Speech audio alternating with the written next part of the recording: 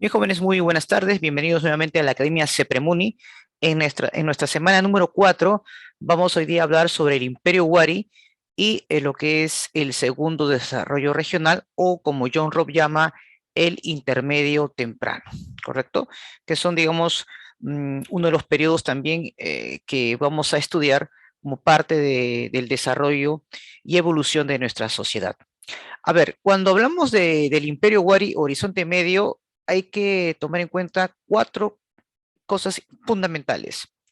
La primera que diríamos que aquí se va a volver va a volver a existir otra vez, ¿no? Se va a dar en otra ocasión, o en otra oportunidad, perdón, lo que es una nueva integración comercial, ¿no? Esto ya lo habíamos visto durante el horizonte temprano con Chavín, ¿no? Entonces, aquí se va a dar una nueva integración regional basada principalmente en el comercio, ¿correcto? Pero también a través de una expansión, ya no una expansión ideológica como lo fue en Chavín, sino una expansión militar, ¿de acuerdo? Y en este periodo también se conoce como el primer imperio pan-andino. Este es fundamental, ¿no? El primer imperio en los Andes centrales se va a dar con Wari. Ahora, acá existe obviamente algunas posturas. Hay algunos especialistas que creen que Wari fue un imperio y hay otros que consideran que más bien fue un conjunto de sociedades o estados confederados, ¿correcto? Hay todavía ciertas discrepancias en ese asunto. La mayoría de los especialistas y los que mayormente se lleva a cabo en temas académicos basados en el curso de Historia de Perú, optan por que Wari fue un imperio, como es el caso de Lumbreras, que es el que afirma que justamente el imperio Wari fue un imperio, por algunas características que vamos a mencionar más adelante. Pero es muy fundamental, ¿no? Entonces, integración, segunda integración regional, primer imperio panandino, ¿correcto? Y también pues una segunda síntesis cultural. Y el cuarto elemento que quería mencionar es que aquí van a desarrollarse dos culturas casi paralelas. Tiahuanaco, que ya se había desarrollado desde el intermedio temprano,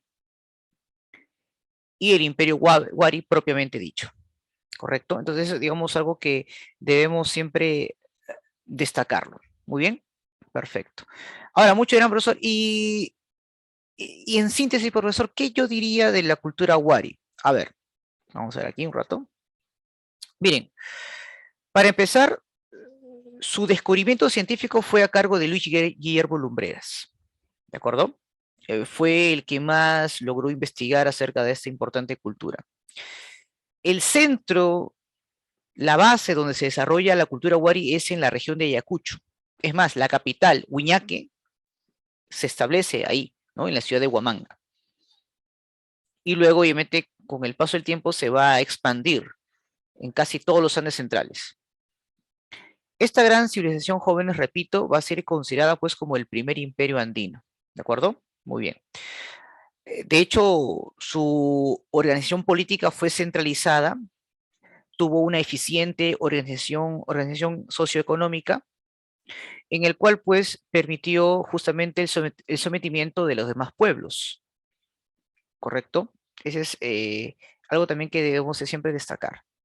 Ahora bien, muchos seguramente se preguntarán, profesor, ¿y cómo es que la cultura Wari se originó? ¿Cómo fue este proceso? Muy bien. Atento porque de hecho también te van a preguntar esto en el examen de admisión. Bueno, hay que recordar que el origen de Wari se ubica primero en la cultura Huarpa. ¿Dónde queda la cultura Huarpa? En Ayacucho, ¿correcto? Ahí justamente en la región de Ayacucho es donde empieza pues a tener una importante manifestación ya durante el primer desarrollo regional. Y a este protagonismo de la cultura huarpa se suma también la influencia de la cultura nazca y la cultura de Tiahuanaco, que también pues eran contemporáneos, ¿correcto? Entonces, la fusión entre la cultura huarpa, la cultura nazca y Tiahuanaco dan origen a la cultura wari.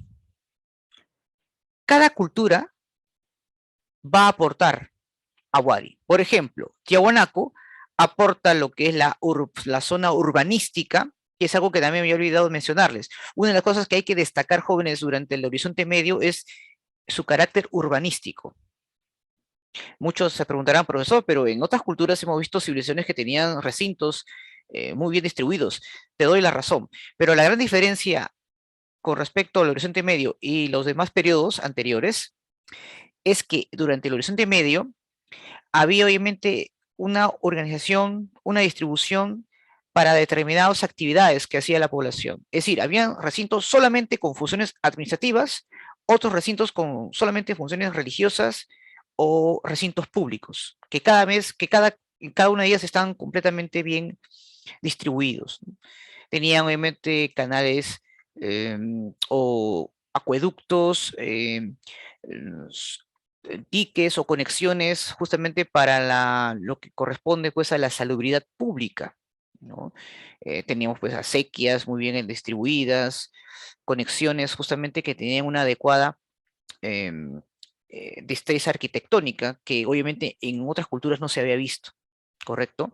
Es aquí donde en el Horizonte Medio es donde se muestra obviamente justamente estas características urbanas que justamente te había mencionado, ¿no? Nazca también aporta, ¿no?, el urbanismo, ¿no? Si ustedes más o menos observan la ciudad de Cahuachi, que es la principal ciudad de cultura de Nazca, van a ver que hay cierta similitud con algunas ciudades de la cultura Wari. Lo mismo pasa con Tiahuanaco. Solo que Tiahuanaco, pues aparte de las zonas del aspecto urbanístico, también aporta la religión, ¿no? En este caso, Wari asimila la religión de Tiahuanaco. O sea, todos sabemos pues, que el dios de Tiahuanaco es el dios Huiracocha, y, obviamente, o el dios de las varas, y eh, Wari adopta pues a su dios, a la cual lo va a llamar al dios Pisco, ¿no? Así se le va a llamar, ¿correcto? Y bueno, de la cultura Huarpa pues no solamente a adquirir o asimilar la parte política, sino también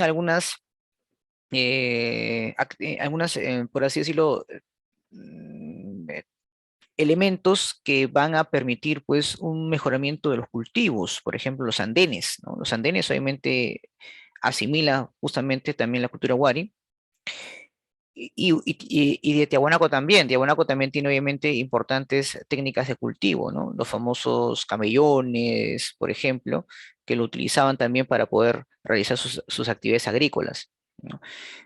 La cerámica de Nazca también obviamente va a tener un aporte en la cultura Wari, ¿no? Entonces, de estas tres culturas, obviamente se forma el imperio panandino llamado Wari, ¿de acuerdo? Eso es también importante mencionarlo, ¿sí?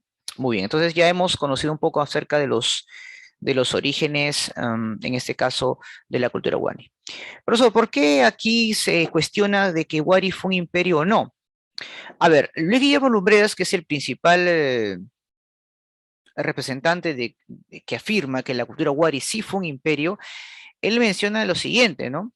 Por ejemplo, él decía que la expansión de Wari pues no solamente fue comercial, sino también hubo una expansión militar donde somete a otros pueblos e incluso utiliza ciudades administrativas cuyo propósito es recaudar los tributos a través de especias, porque recuerden que no existía pues una moneda como la que había en Europa, al menos una moneda mercantilista. Mayormente la actividad principal fue el trueque, a pesar de que ya durante el horizonte medio y el intermedio tardío se utilizaban incluso en ciertas ocasiones em, algún tipo de objeto de intercambio, ¿no? Como es el caso de la cultura chimú, que vamos a ver más adelante, las hachitas de cobre, o el espondylus, que lo utilizaron los chincha y también luego los incas, ¿no? Pero principalmente pues la actividad se basaba en el trueque, ¿no? Entonces, estas ciudades administrativas llamadas cabezas región se encargaban justamente de administrar. Ahora, ¿cuál es el propósito de poder recaudar? Justamente poder, digamos, mantener el poder de la élite. Ahora, esta élite necesitaba ese poder, ese recurso para poder obviamente distribuir a los ejércitos, para poder mantener pues este aparato burocrático estatal de expansión. Entonces, claramente eso es una de las características fundamentales de todo imperio, ¿no?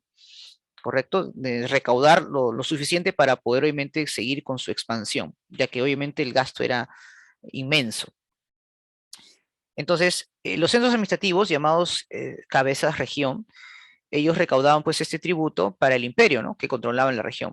Por eso que mencioné al inicio que su organización política se basaba en el centralismo, ¿no? Todas estas ciudades administrativas recaudaban y gran parte de ello se distribuía a la capital, ¿correcto?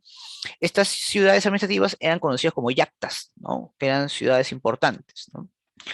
Ahora, muchos dirán, profesor, ¿y cómo es que el comercio y la distribución o los tributos lleguen a la capital? ¿Cómo fue medio de transporte? Bueno, ellos utilizan una red de caminos que tenían esa función, a la cual pues llamamos el Capac Ñan. Muchos piensan que el Capac Ñan fue una invención de los incas y no fue así.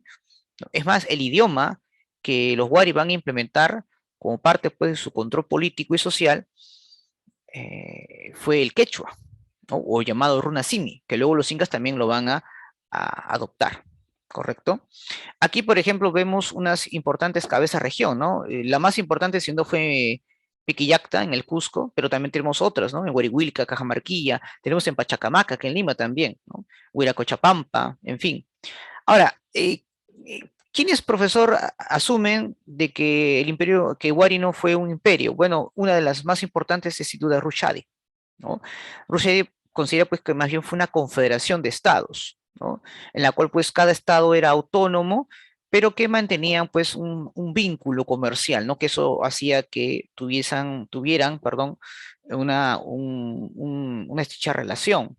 El ejemplo más claro era cómo es que Wari en su plena expansión en todos los Andes centrales conviviera de manera pacífica con Tiahuanaco, que paralelamente pues estaban prácticamente desarrollándose o estaban obviamente estaban ejerciendo determinados poderes en estas áreas de influencia, por ejemplo, ¿no? Ahí, digamos, como que existe ciertos cuestionamientos, ¿no? Si realmente Wari fue un imperio o no. En fin, porque Wari y Tiahuanaco convivieron, ¿no? Tranquilamente, ¿no? Sin ningún tipo de problemas. Entonces, ahí está, digamos, la discusión, ¿no? Con respecto a ello. Bueno, cuando hablo de urbanismo, me estaba justamente refiriendo, y lo vuelvo a recalcar, que era pues esta planificación urbana que se va justamente a manifestar en estas ciudades administrativas, como acabo de mencionar, ¿no? Que en su mayoría son todas amuralladas, ¿no? ¿No? Estas cabezas región tenían esa función, ¿no? ¿Por qué estaban amuralladas? Justamente para evitar invasiones o algún tipo de rebeliones que fácilmente al estar amuralladas podían repeler estos ataques, ¿no?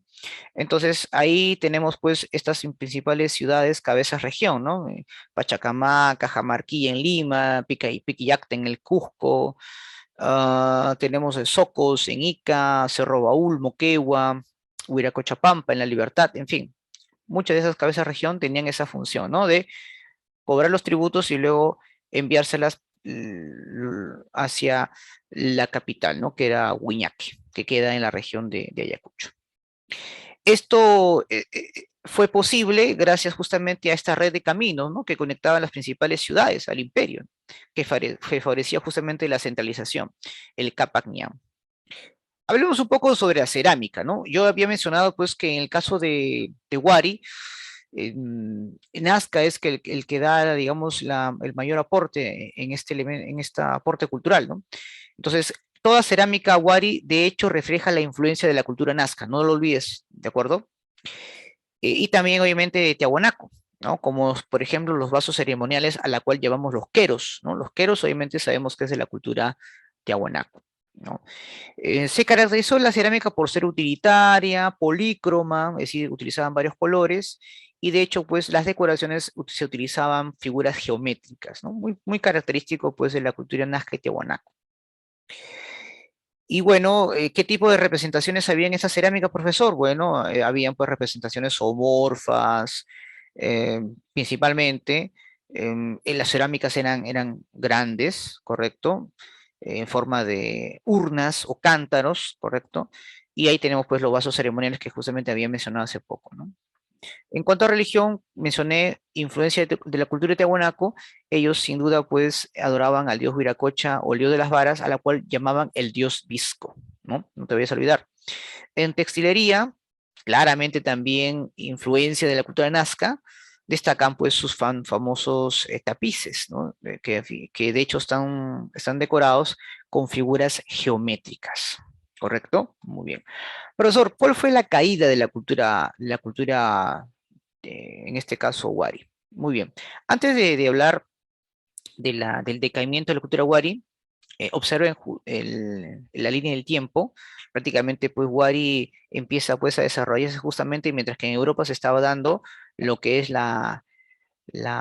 todo lo que es la Edad Media, ¿correcto? Según la cronología tradicional, ¿no? Lo que nosotros conocemos como el feudalismo, ¿no? Muy bien. Ahora, un dato fundamental. La élite que controlaba o tenía el poder era una casta militar principalmente, el sector dominante, ¿no? Es decir, la élite militar era los que dirigían el Estado, ¿no? El imperio, apoyado obviamente por los sumos sacerdotes que se encargaban pues obviamente de los rituales, organizaban el ciclo, la agricultura, ya que ellos conocían la astronomía, eran expertos en astronomía, y recuerden que les mencioné que el conocimiento de la astronomía estaba muy relacionado con el ciclo agrícola, ¿no? Mientras que la clase dominada estaba conformada pues por la población, por el ayu, ¿no? Campesinos, artesanos, comerciantes, y los yanaconas, ¿no? Es decir, los que estaban sometidos por el Estado imperial, ¿no? Sobre todo aquellos que eran los prisioneros de guerra, ¿no? Que utilizaban su fuerza de trabajo para la producción. Correcto. En el caso de los comerciantes, sí, van a tener una posición un poco mejor en la estructura social, ¿no? Debido a que ellos eran los que promovían y hacían lo posible para que el imperio, pues, mm, crezca económicamente, ¿no? Entonces, los comerciantes también van a tener, digamos, una función importante como clase social dominante. Pero, repito, la clase dominante va a estar dirigida por la élite militar, ¿de acuerdo? Tanto por los gobernantes de la capital como de las yactas o de las cabezas región, ¿no? Que van a tener también un papel protagónico en el crecimiento del imperio, pero también van a ser protagonistas en su decadencia. Ahora voy a mencionar más adelante justamente cómo es que el imperio Wari cae, ¿no? Muy bien, entonces eso justamente les quería mencionar. Ahora, el otro detalle importante era con respecto a qué técnicas, cómo lograron desarrollar la agricultura, porque como mencioné, ellos han recibido importantes aportes de Nazca, Tiahuanaco y Huarpa. Bueno, empecemos por el cultivo, ¿no? El cultivo, hay que recordar que uno de los principales productos que ellos van a desarrollar o van a cultivar sin duda, pues va a ser el maíz, ¿no? Sobre todo en aquellas zonas donde ellos van a conquistar. ¿Qué técnicas utilizaban? Bueno, utilizaban pues los andenes, que ya lo conocían los Huarpa, utilizaban también los camellones, que gracias al aporte de los tiahuanacos lo van a conocer, ¿correcto? Y también van a utilizar los quipus, ¿no? Los quipus obviamente para poder registrar, en este caso, los productos por la cual se intercambiaban, ¿no? Entonces ahí te das cuenta que los quipus también pues fue una invención, no de Wari incluso, porque ya se sabe que en Caral existían ciertos quipus o elementos similares a estos quipus que podían registrar objetos. Entonces, ese es fundamental, ¿ya? Los Wari también utilizan obviamente los quipus para poder registrar los productos que intercambiaban. Eso es algo que debes recordar, ¿sí? Muy bien.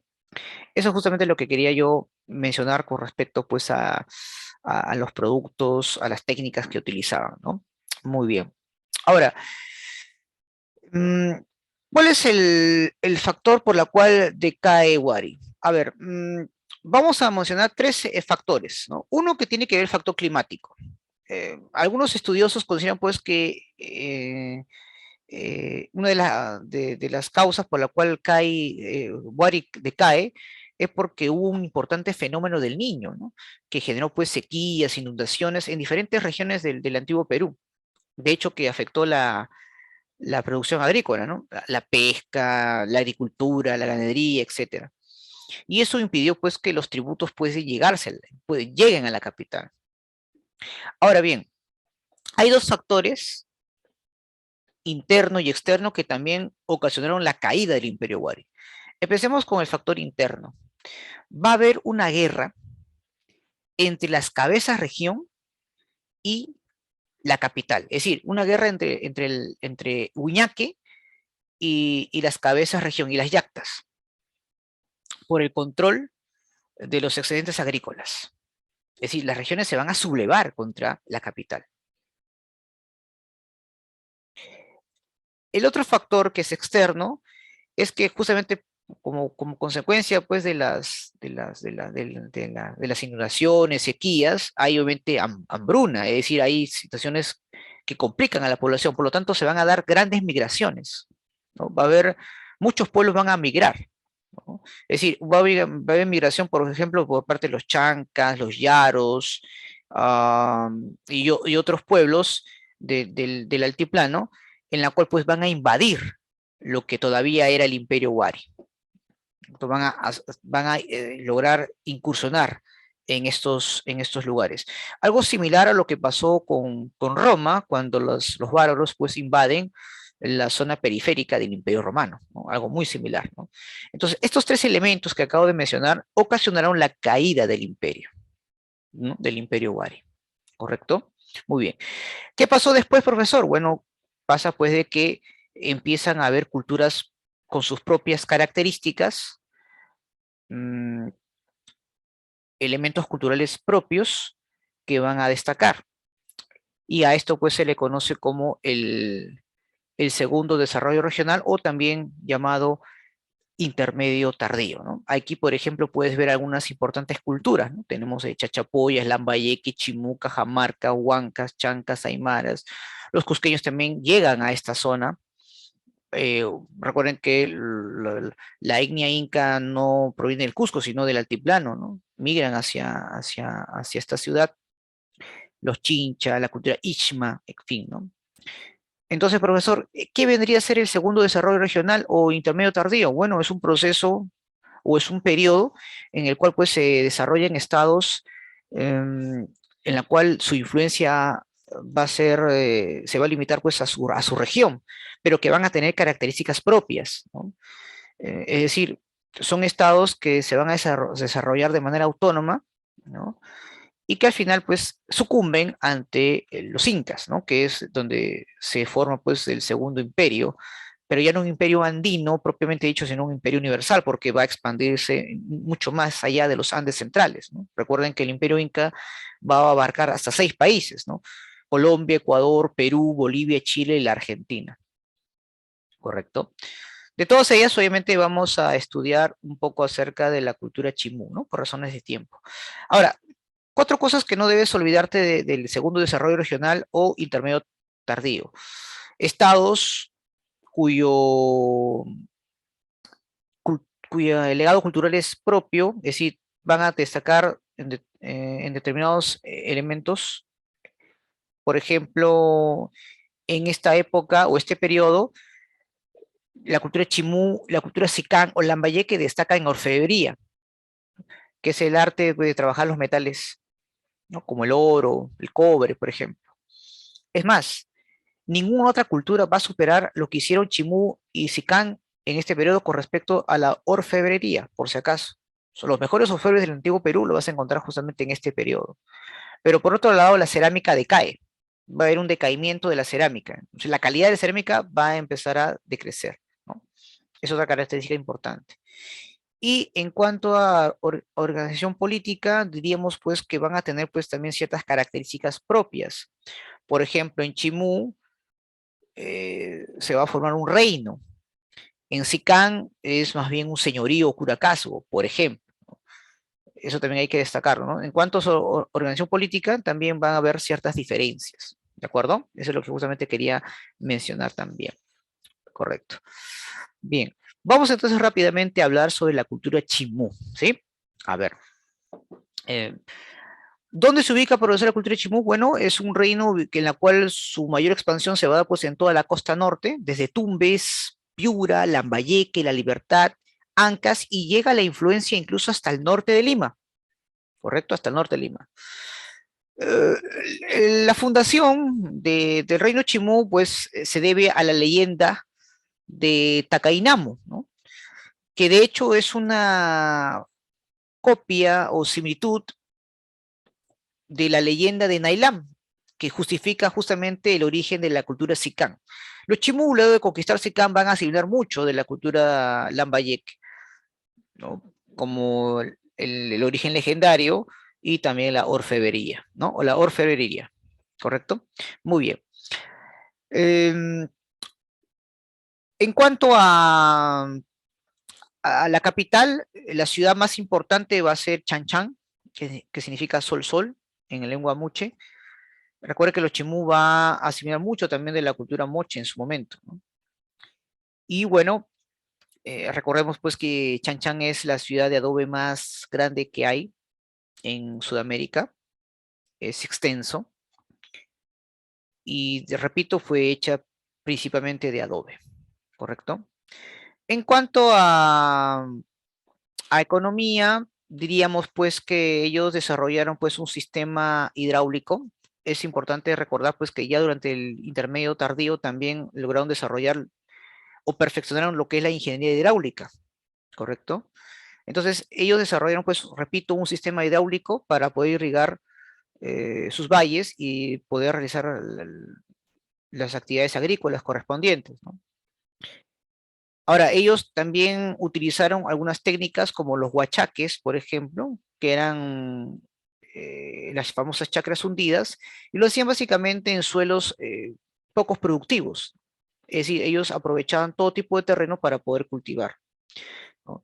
Lo interesante es que los huachaques se podían dar gracias pues a que estos suelos aparentemente desérticos pues tenían humedad en la napa freática, es decir, en el subsuelo, ¿no? Y como mencioné también hace poco, ellos como intercambio de productos utilizaban un tipo de sistema monetario llamados achitas de cobre, ¿correcto? Las achitas de cobre también eran una especie de monedas que utilizaban con fines comerciales, ¿no? Para el intercambio de sus productos. Esto fue interrumpido con la conquista de los españoles, eso también hay que mencionarlo. Aquí en el antiguo Perú, incluso en tiempos de los incas, se estaba desarrollando un sistema comercial, ¿no? E incluso las panacas estaban teniendo cada vez un mayor poder frente al Estado inca. Diríamos pues que se estaba convirtiendo el antiguo Perú antes de la llegada de los españoles en una especie de estado feudal o estados feudales, ¿no? Estaba en ese proceso, pero repito, todo esto fue interrumpido con la llegada de los españoles. Otro aspecto importante que debemos destacar de la cultura chimú jóvenes es en cuanto a la política, ¿no? Eh, Ellos desarrollaron pues un reino importante gobernado por señores locales llamados Alaec, pero que el rey más importante, el monarca más importante, el que controla todo el territorio chimú, va a ser pues el Siequich. Recuerden que el Alaec y el Siequich son términos que también adoptan de los moche, ¿correcto? Pero aquí justamente lo que quiero destacar, ¿no? Los mejores orfebres van a ser los chimú, pero gracias a que recibieron una importante influencia de la cultura sicán. De hecho, muchos recordamos pues que uno de los principales aportes de Chimú es el tumi, que es un cuchillo ceremonial, pero pocos recuerdan que los tumis originales o los primeros en este tipo de arte metálico lo desarrollaron los sicán, ¿correcto? Pero el que más conocemos sin duda va a ser el de los Chimú, ¿correcto? Profesor, ¿y cómo es que decaen los Chimú? Bueno, lamentablemente para ellos fueron a ser conquistados por los incas, cuando Tupac Yupanqui era cogobernante, ya que el inca principal obviamente era Pachacútec, y obviamente con sus ejércitos destruyen, aniquilan al ejército chimú, ¿no? Y los conquista, ¿correcto? Y esta conquista fue justamente cuando gobernaba pues Minchan Camán, ¿no? Que era a su vez el que había logrado pues la mayor expansión territorial, ¿no?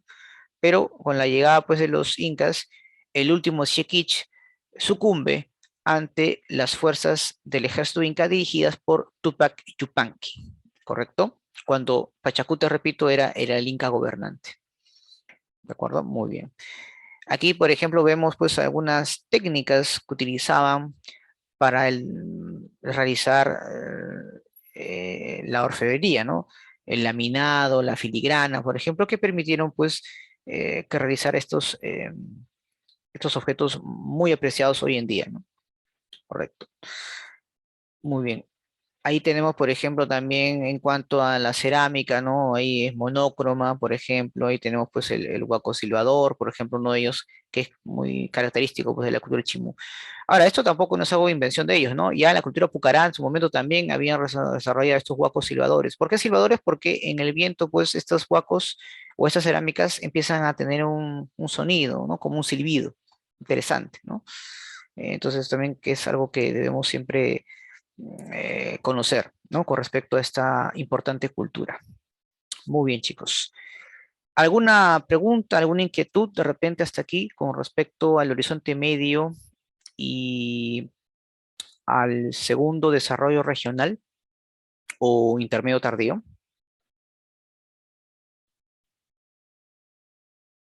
¿Todo claro? Muy bien.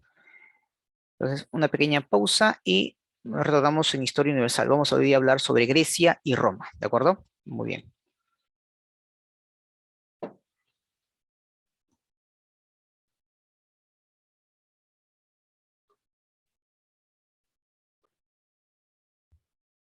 Bien, ahora en Historia Universal vamos a hablar sobre Grecia y Roma. Profesor, ¿hay alguna diferencia entre el esclavismo oriental que vimos en Mesopotamia, en Egipto, India y China y el esclavismo que ahora vamos a ver en Occidente, cuyos principales representantes son Grecia y Roma? Sí. Aquí el esclavismo es mucho más evolucionado en el sentido de que ahora ya no es, ya no es el Estado propiamente dicho, dueño de la fuerza de trabajo de los esclavos, sino también de personas particulares cuyo poder económico permiten adquirir estos esclavos a través de las guerras, a través de los mercados, porque había obviamente tráfico de esclavos en la cual uno podía adquirir y poder utilizar su fuerza de trabajo de acuerdo a las necesidades de estos sectores dominantes, ¿no? Entonces aquí vemos justamente que ya el esclavismo llega a su máxima expansión y decadencia en Occidente, ¿no? Justamente Roma es el que con Roma se expande, llega a su punto más álgido y empieza pues también un proceso de decadencia, ¿no? Ese, digamos, es el esclavismo en Occidente, cuyos máximos representantes, repito, son los griegos y los romanos, ¿de acuerdo? Muy bien. A ver, vamos a ver acá un ratito. Bien, empezamos entonces hablando un poco sobre la cultura griega. Voy a apagar mi cámara para que puedan ver todo el diseño, o las figuras, ¿sí? Un rato, por favor. A ver, un rato voy a desactivar acá. Ya. A ver, primero empecemos a ubicar el espacio geográfico donde se asentaron los griegos jóvenes. Observen el mapa que está aquí, por favor, en la parte inferior, ¿sí? Muy bien. Hay que recordar lo siguiente, jóvenes. Grecia no fue un estado unitario, fue un conjunto de polis, de ciudades-estado, cada uno con sus propias características, ¿correcto? Lo único que los unía era la religión y el idioma principalmente, pero eran estados autónomos. Ahora bien, entonces, la civilización griega se desarrolló en tres zonas importantes. Una de ellas, aquí, como pueden apreciar que estoy acá mostrando, por favor, aquí, ¿sí? En esta zona llamado la península de los Balcanes.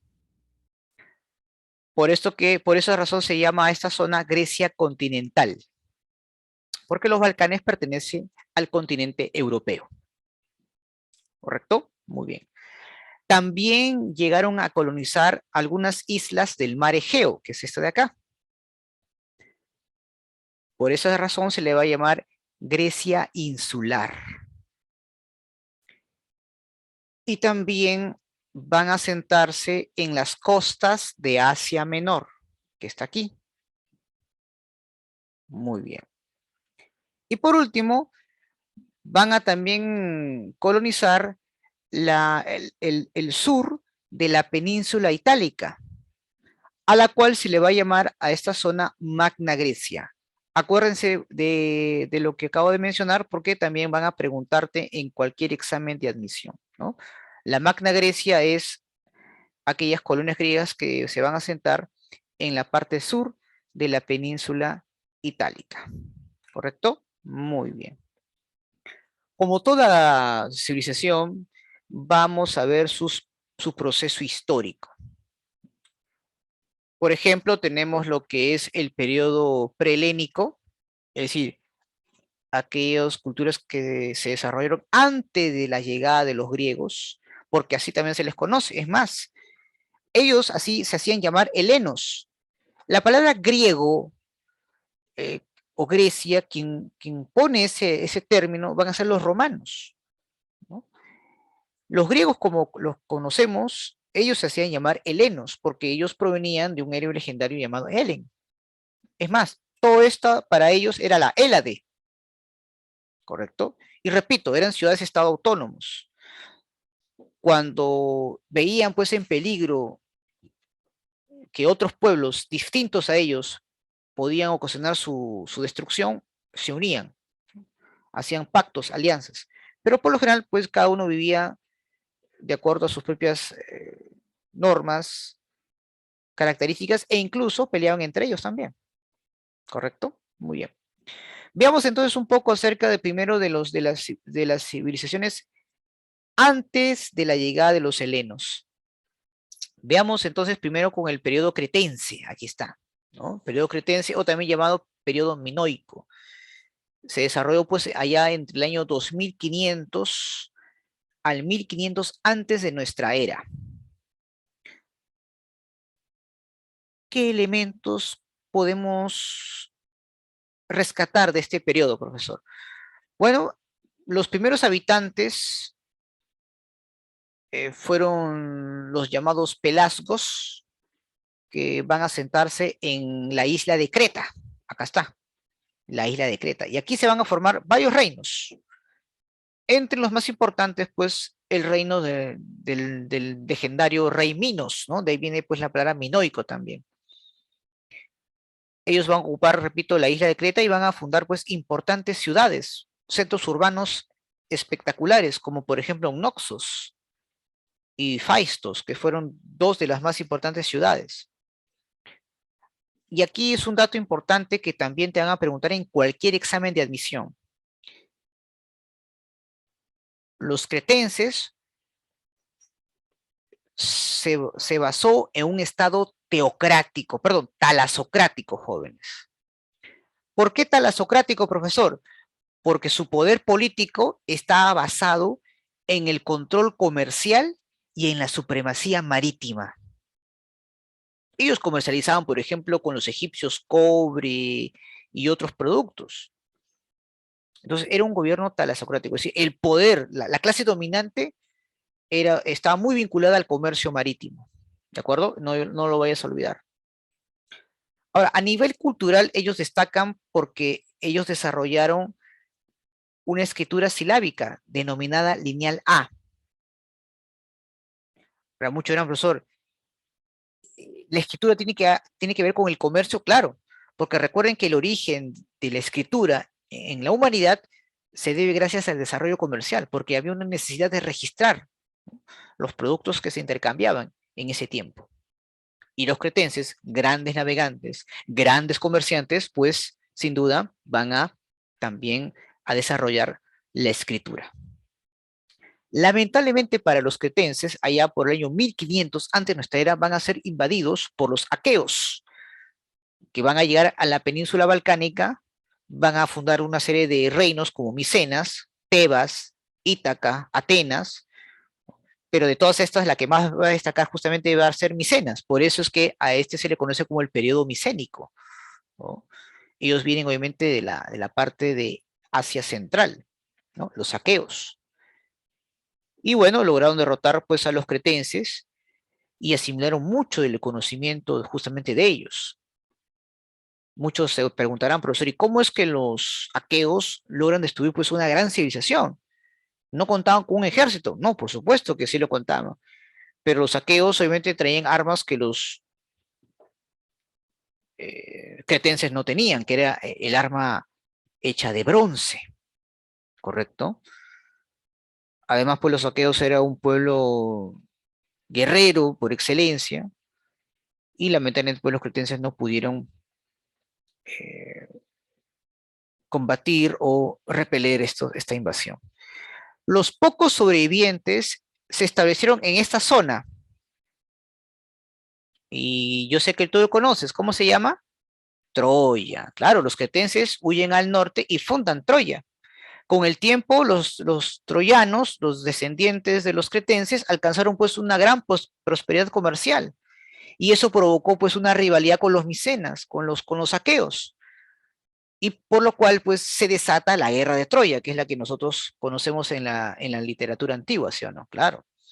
Aquí las causas originales de la guerra de Troya es justamente por posesionarse o por el control del mar, ¿no? En ese caso del mar Egeo.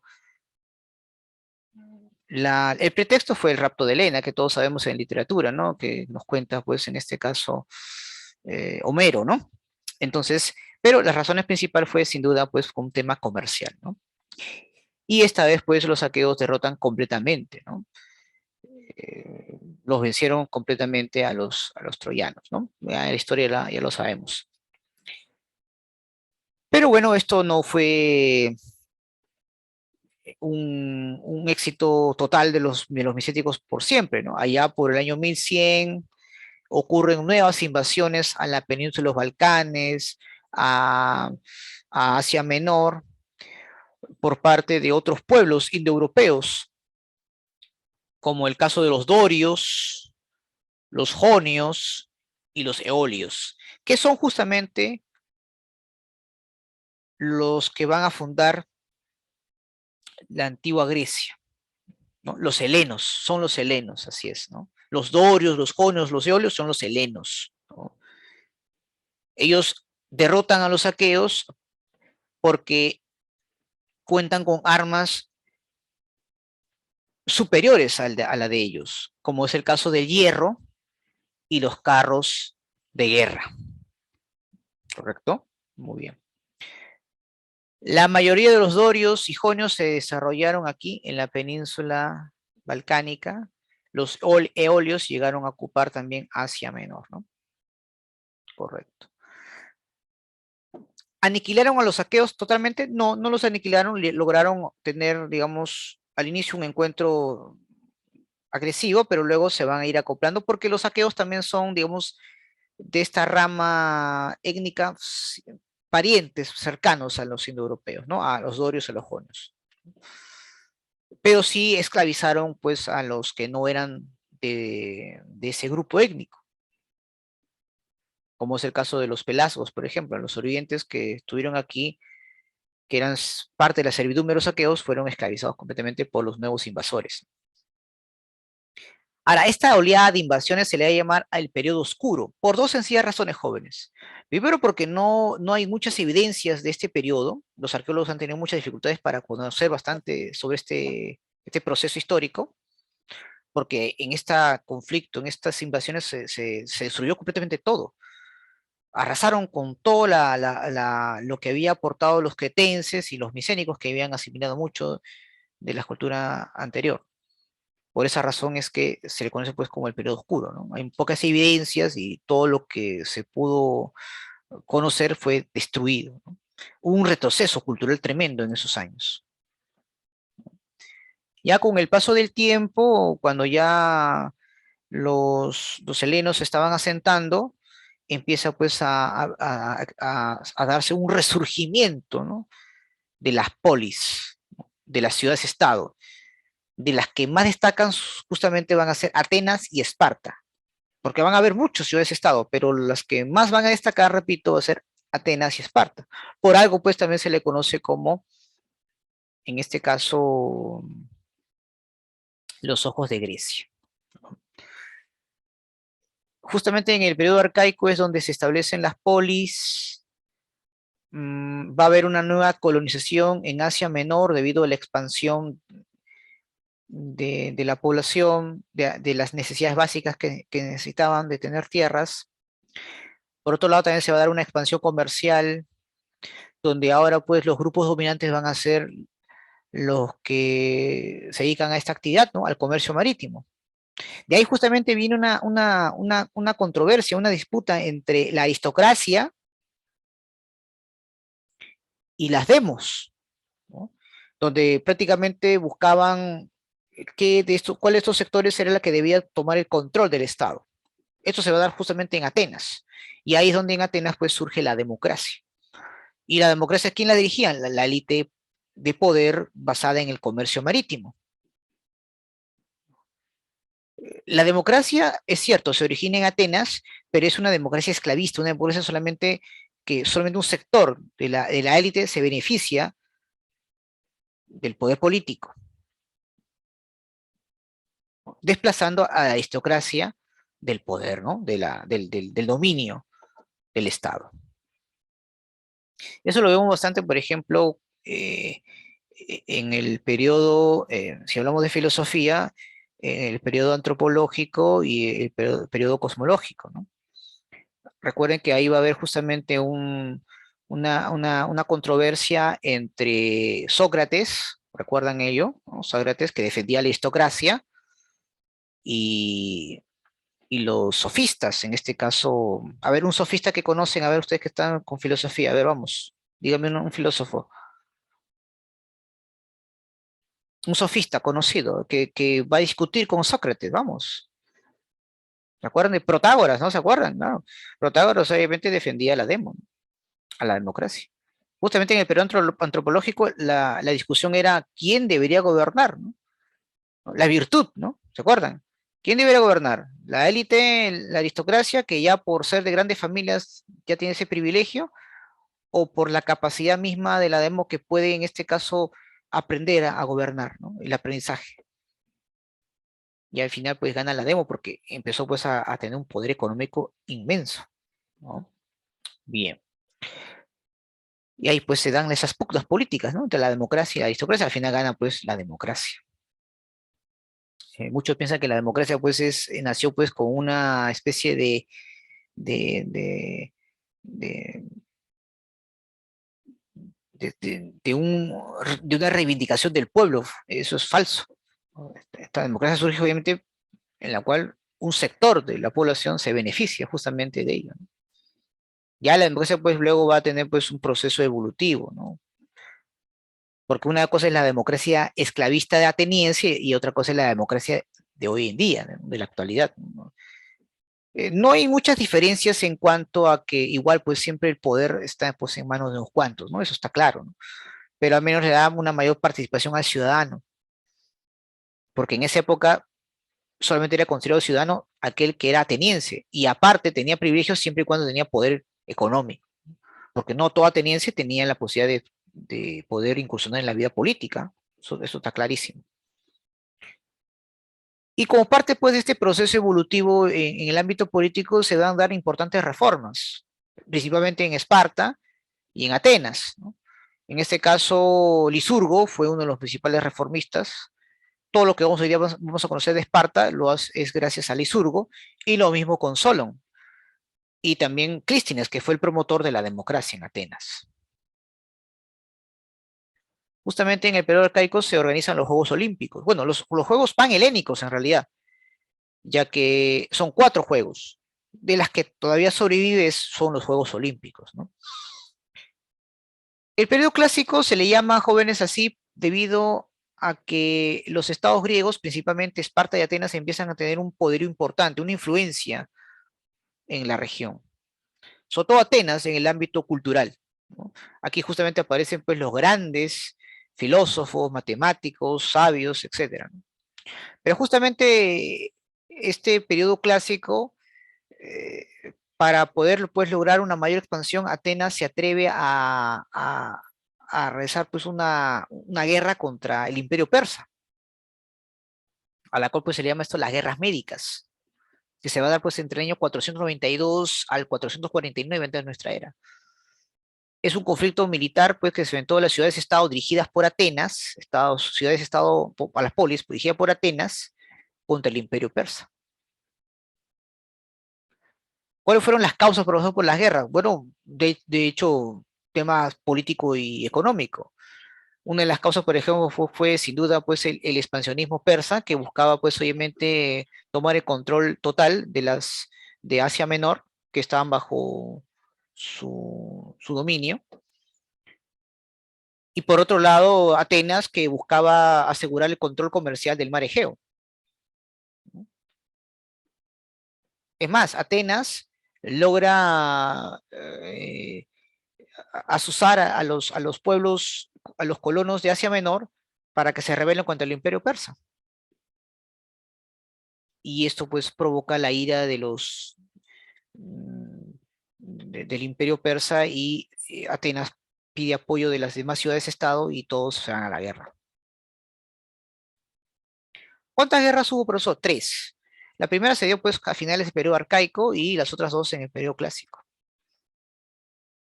Recuerda pues que en la Primera Guerra América el emperador persa Darío pierde, ¿no? Fue derrotado por los griegos en la batalla de Maratón, conocido esa batalla de Maratón. La Segunda Guerra Médica fue iniciada pues por el emperador persa Jerjes, y ahí es donde destaca Esparta, ¿no? Con Leónidas, ¿no? Acompañado pues de sus 300 hoplitas o espartanos, en la cual pues simularon en la batalla de Termópilas. El sacrificio de los espartanos ayudó pues a los atenienses a que se reorganicen y puedan obviamente contraatacar, porque hay que recordar que una vez que los persas aniquilan a los espartanos en Termópilas, destruyen Atenas, pero ese tiempo les dio ese enfrentamiento entre los espartanos y los persas dio tiempo pues a los atenienses a reorganizarse y llevar sus embarcaciones a un lugar seguro para luego hacer el contraataque. Porque justamente en el combate de Salamina es donde los atenienses, que eran grandes navegantes, logran vencerlos. Posteriormente, pues, los persas vuelven a perder pues, en la batalla de Platea y Micala. Este es interesante porque justamente luego de que los atenienses vencen otra vez a los persas, esta ciudad-estado empieza a tener un papel cada vez mayor, con mayor protagonismo. Los atenienses incluso promueven pues una formación, la llamada la Liga de Delos, en la cual pues Atenas iba a dirigir esta liga, que estaba organizada por todos aquellos que eran de descendientes jonios, y organiza una tercera guerra médica. Y derrotan pues definitivamente a los persas eh, en la batalla de Eurimedionte, me parece, y al final pues los obliga a firmar la paz de Calias, allá por 449. Prácticamente pues Persia fue obligado a reconocer pues la independencia de las colonias jonias de Asia Menor, y Atenas se apropia de muchos de los áreas estratégicas comerciales de los persas. Y eso va a provocar un temor en los espartanos y en otras ciudades-estado, jóvenes. Pero antes que se desate la guerra de Peloponeso, que es lo que voy a comentarles, justamente gracias a que ahora Atenas es el vencedor, es el que más se va a beneficiar en esta guerra de médica, va a empezar pues un crecimiento exponencial. Se va a dar pues aquí una época de esplendor, de florecimiento cultural, paralelo pues al auge económico y político que van a tener. Fue un periodo, repito, de crecimiento, de auge económico, político, cultural de las polis atenienses, ¿no? Gracias pues a la expansión comercial y de ser vencedor y beneficiario de las guerras médicas. Por eso que aquí se le considera pues el periodo clásico o el siglo de Pericles, ¿no? Que fue el principal gobernante de Atenas en ese tiempo. Y justamente en el siglo de Pericles es donde se consolida con la democracia y donde pues aparece pues lo que se conocemos como la cultura clásica, ¿no? Aquí, por ejemplo, en cuanto a escultura, por ejemplo, destaca Fidias, que fue el que realiza el arte de Atenea. Tenemos a Mirón, que esculpió el discóbolo. Tenemos a Policleto. Están pues las esculturas en honor pues a la Venus de Milo, en fin. En cuanto a letras, destaca pues filosofía, Demócrito, Sócrates. En historia tenemos a Herodoto con su libro Los Nueve Libros de la Historia, Tucídides, que publicó el libro Historia de la Guerra del Peloponeso. En oratoria tenemos a Demóstenes. Teatro, pues quién no se va a olvidar de Esquilo, tú que conoces bastante literatura antigua, ¿no? Esquilo, a ver, ¿qué Esquilo, obra importante de Esquilo? Prometeo encadenado, ¿sí o no? Sófocles, el rey Edipo, una de las novelas o una de las obras de teatro más trágicas del mundo antiguo, ¿no? Edipo Rey. En cuanto a medicina, tenemos a Hipócrates, padre después de la medicina. Tenemos en física a Tales de Mileto, el primer filósofo. Recuerda que la filosofía nace pues en Asia Menor, ¿sí o no? Matemática, Pitágoras. Geografía, Eratóstenes, ¿no? Y aquí pues se empieza a expandir bastante pues la influencia de los dioses griegos, ¿no? Empezando por Zeus, por ejemplo, ¿no? Que luego los romanos lo van a asimilar, ¿no? Pero ya con otros nombres. En cuanto a lo que es la arquitectura, de hecho pues destaca el estilo dórico, jónico y corintio. De las tres, chicos, por si acaso, la de Corintio es la más espectacular. Por si acaso, si te preguntan en cualquier examen de admisión, ¿correcto? Es la más espectacular. La más sencilla es el de estilo dórico, ¿no? Con sus columnas en la cual no tienen importantes diseños, como por ejemplo el Partenón.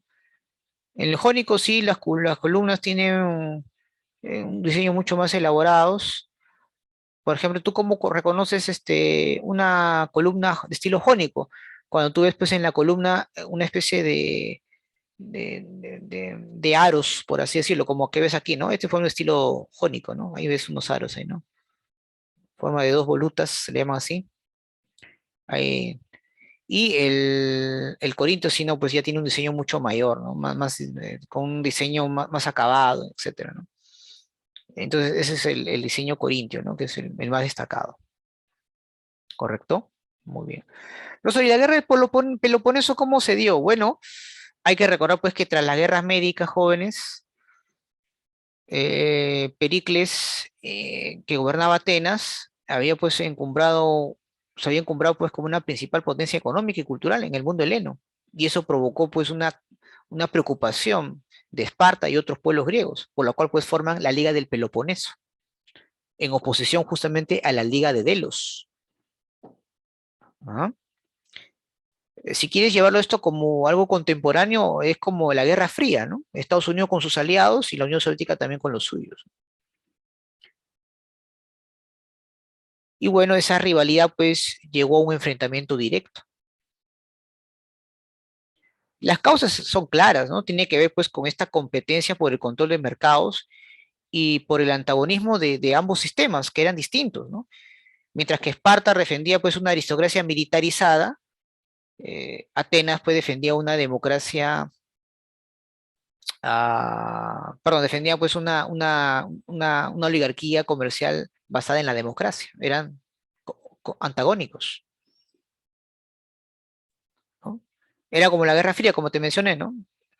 Los Estados Unidos defendía el capitalismo, la Unión Soviética defendía pues el capitalismo de Estado o el socialismo, como ellos llaman, ¿no? Cosa que económicamente nunca fue así, sino ideológicamente sí, políticamente sí, pero económicamente no. Y bueno, pues los atenienses con sus aliados tenían una flota naval superior a los espartanos, pero obviamente los espartanos contaban con el mejor ejército del mundo, ¿no? Del mundo antiguo, ¿no? Lo que le faltaba a Esparta eran naves, y quien se las da fue Persia. Persia se alió con Esparta, con el único propósito, pues, de volver a recuperar sus colonias de Asia Menor. Y es por esa razón pues que Esparta obtuvo esos barcos que necesitaba y los derrotó a los atenienses en un combate tremendo, ¿no? En el combate de Egospotamos, me parece, Egospotamos, ¿no? Allá por el año 405 antes de nuestra era, ¿no? Egospotamos, ajá. ¿Cuáles fueron las consecuencias, profesor, de este conflicto, esta guerra entre los pueblos griegos? Bueno, no solamente fue perjudicial para Atenas, te diré, ¿ah? También para la propia Esparta y de todas las polis griegas que quedaron debilitadas. Y ahí entraron pues en fuertes contradicciones políticas y económicas. Y esto agudizó pues la crisis del sistema esclavista. Prácticamente el pueblo, todos los pueblos griegos estaban vulnerables a cualquier invasión extranjera, y así se dio. Un pueblito chiquitito, jóvenes, allá al norte de los Balcanes llamado Macedonia, los conquista a todos ellos. Y ahí es donde se produce pues el periodo helenístico, donde los macedonios, primero con Filipo II y luego Alejandro Magno, unen a todos los pueblos griegos bajo el imperio macedonio. Ahí es donde pues aparece la figura de Alejandro Magno.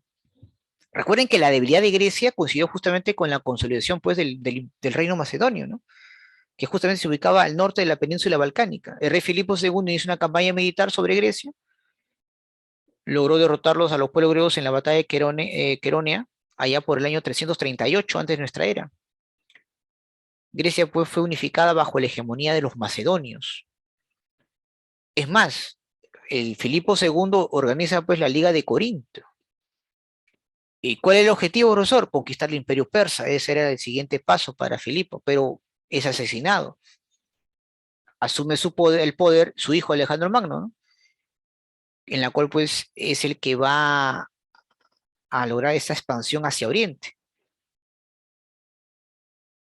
El éxito de Alejandro Magno es que va a lograr unir Oriente y Occidente. Se va a dar pues acá un sincretismo cultural.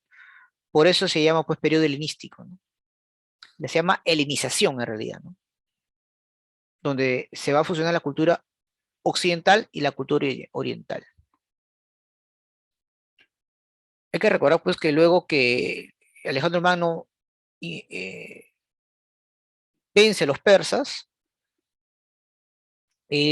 sus ejércitos se van a expandir hacia Oriente. Va a liberar Egipto, e incluso ahí manda a construir una ciudad, ¿no? Llamada Alejandría en honor a él. Y bueno, luego de tanta presión por parte de su ejército, regresa a la capital de su imperio, en Babilonia, y ahí es donde él muere, allá por el año 323. ¿Cuáles fueron las razones por las cuales murió, profesor? Bueno, no están muy seguros los historiadores.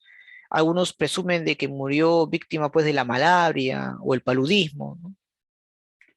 Aunque algunos no descartan que haya sido envenenado, ¿no? Recuerdan que a su muerte pues su imperio fue dividido entre sus generales, ¿no? De las cuales pues el que más destaca es Ptolomeo, en la cual pues él forma una dinastía que va a gobernar Egipto. Y su descendiente es justamente Cleopatra, ¿no? Cleopatra pues es la última reina de la dinastía de los Ptolomeo, que cae a manos de Roma, ¿no? Eso también lo vamos a ver más adelante. Muy bien, eso es con respecto pues a lo que es el periodo o el proceso histórico de la antigua Grecia, jóvenes. Vamos a hablar ahora de otros aspectos fundamentales que de hecho nos van a preguntar en cualquier examen de admisión. Ahora sí voy a prender mi camarita, ya, creo que ya lo han visto completamente todo ahí. ¿Qué nos pueden preguntar, profesor? Vamos a hablar un poco sobre su organización política y social, ¿no? Empecemos con Esparta, ¿les parece? A ver. Eh, Hay que recordar que los espartanos se ubicaron en la península del Peloponeso. No olvides eso. Su gobierno fue obviamente una aristocracia militarizada, ¿correcto? ¿A qué se refiere, profesor? Es decir, un estado que está bajo control de una aristocracia o de una casta militar, ¿correcto? Eso es, digamos, que debemos de tomar en cuenta. En cuanto a economía, pues se basaba en la agricultura y la ganadería. Ahora, muchos dirán, profesor, pero yo tengo entendido que la actividad más importante de los espartanos era la guerra, ¿no? ¿Cómo es que se van a caer? Claro, tienes mucha razón, pero los que se dedicaban justamente a la actividad agrícola, ganadera o cualquier otra actividad que no sea la guerra, eran sus esclavos, pero un esclavo que pertenecían al Estado de Esparta, no a personas particulares, sino al Estado espartano. Por eso que se dice pues que había una esclavitud estatal en la antigua Esparta. Y ahí vas a ver pues que en el ámbito social quienes toman el control son justamente los propios espartanos, llamados homoioi, o también llamados espartiatas. ¿Y quiénes eran ellos? Eran pues nobles de origen dorio, es decir, los descendientes de los dorios eran justamente los espartanos, en la cual pues solamente se dedicaban a la actividad militar. Los periecos, por su parte, eran aquellos hombres libres que no eran espartanos. Mayormente pues se dedicaban al comercio, no podían tener ningún tipo de derecho civil, es decir, no podían casarse con espartanos, no podían tener tierras, pagaban impuestos, eso sí, pero tampoco podían ejercer algún cargo público. Y por último tenemos a los ilotas, que eran los esclavos, ¿no? Esclavos pertenecientes al Estado, repito, al Estado, dedicados principalmente a la agricultura, ganadería o cualquier otra actividad que no sea la guerra. ¿De acuerdo? Muy bien, eso es en cuanto a Esparta. ¿Quién fue su principal legislador que hizo importantes reformas? Licurgo. No te debes olvidar de él. ¿Correcto? Licurgo. ¿Sí? Muy bien. Veamos ahora un poco acerca de Atenas, ¿no? Ahí está, Atenas. Ah, profesor, en cuanto a la educación espartana, ¿cómo era? Bueno, estaba orientada pues a formar grandes militares, llamados hoplitas, ¿no? Hoplitas, ¿no? Es más, los niños que eran considerados débiles o deformes eran asesinados. Eso se le conoce como eugenesia, ¿ya? ¿Quiénes decidían su futuro de los niños espartanos? Los gerontes. Ellos iban a las casas de las madres espartanas, examinaban a los niños, y aquellos que sufrían una malformación o eran muy débiles eran arrojados al monte Taigeto o al río Icariotas, ¿no? Y a los que sobrevivían, volvían por ellos después de 7 u 8 años para llevárselos a los campamentos militares llamados gimnasios para formar justamente guerreros profesionales. Esa era la función del hombre espartano, del guerrero espartano, o de la sociedad espartana, ¿no? Principalmente. Veamos ahora en el caso de Atenas. Atenas era un gobierno cuyo poder estaba formado por la oligarquía comercial, eh, dirigida pues por la democracia, ¿correcto? El gobierno era democracia, así se llama, pero era una democracia, repito, esclavista, muy distinto a la democracia que hoy día tenemos, por si acaso. Y bueno, estaban pues en este caso organizadas por instituciones como por ejemplo un senado o bulé,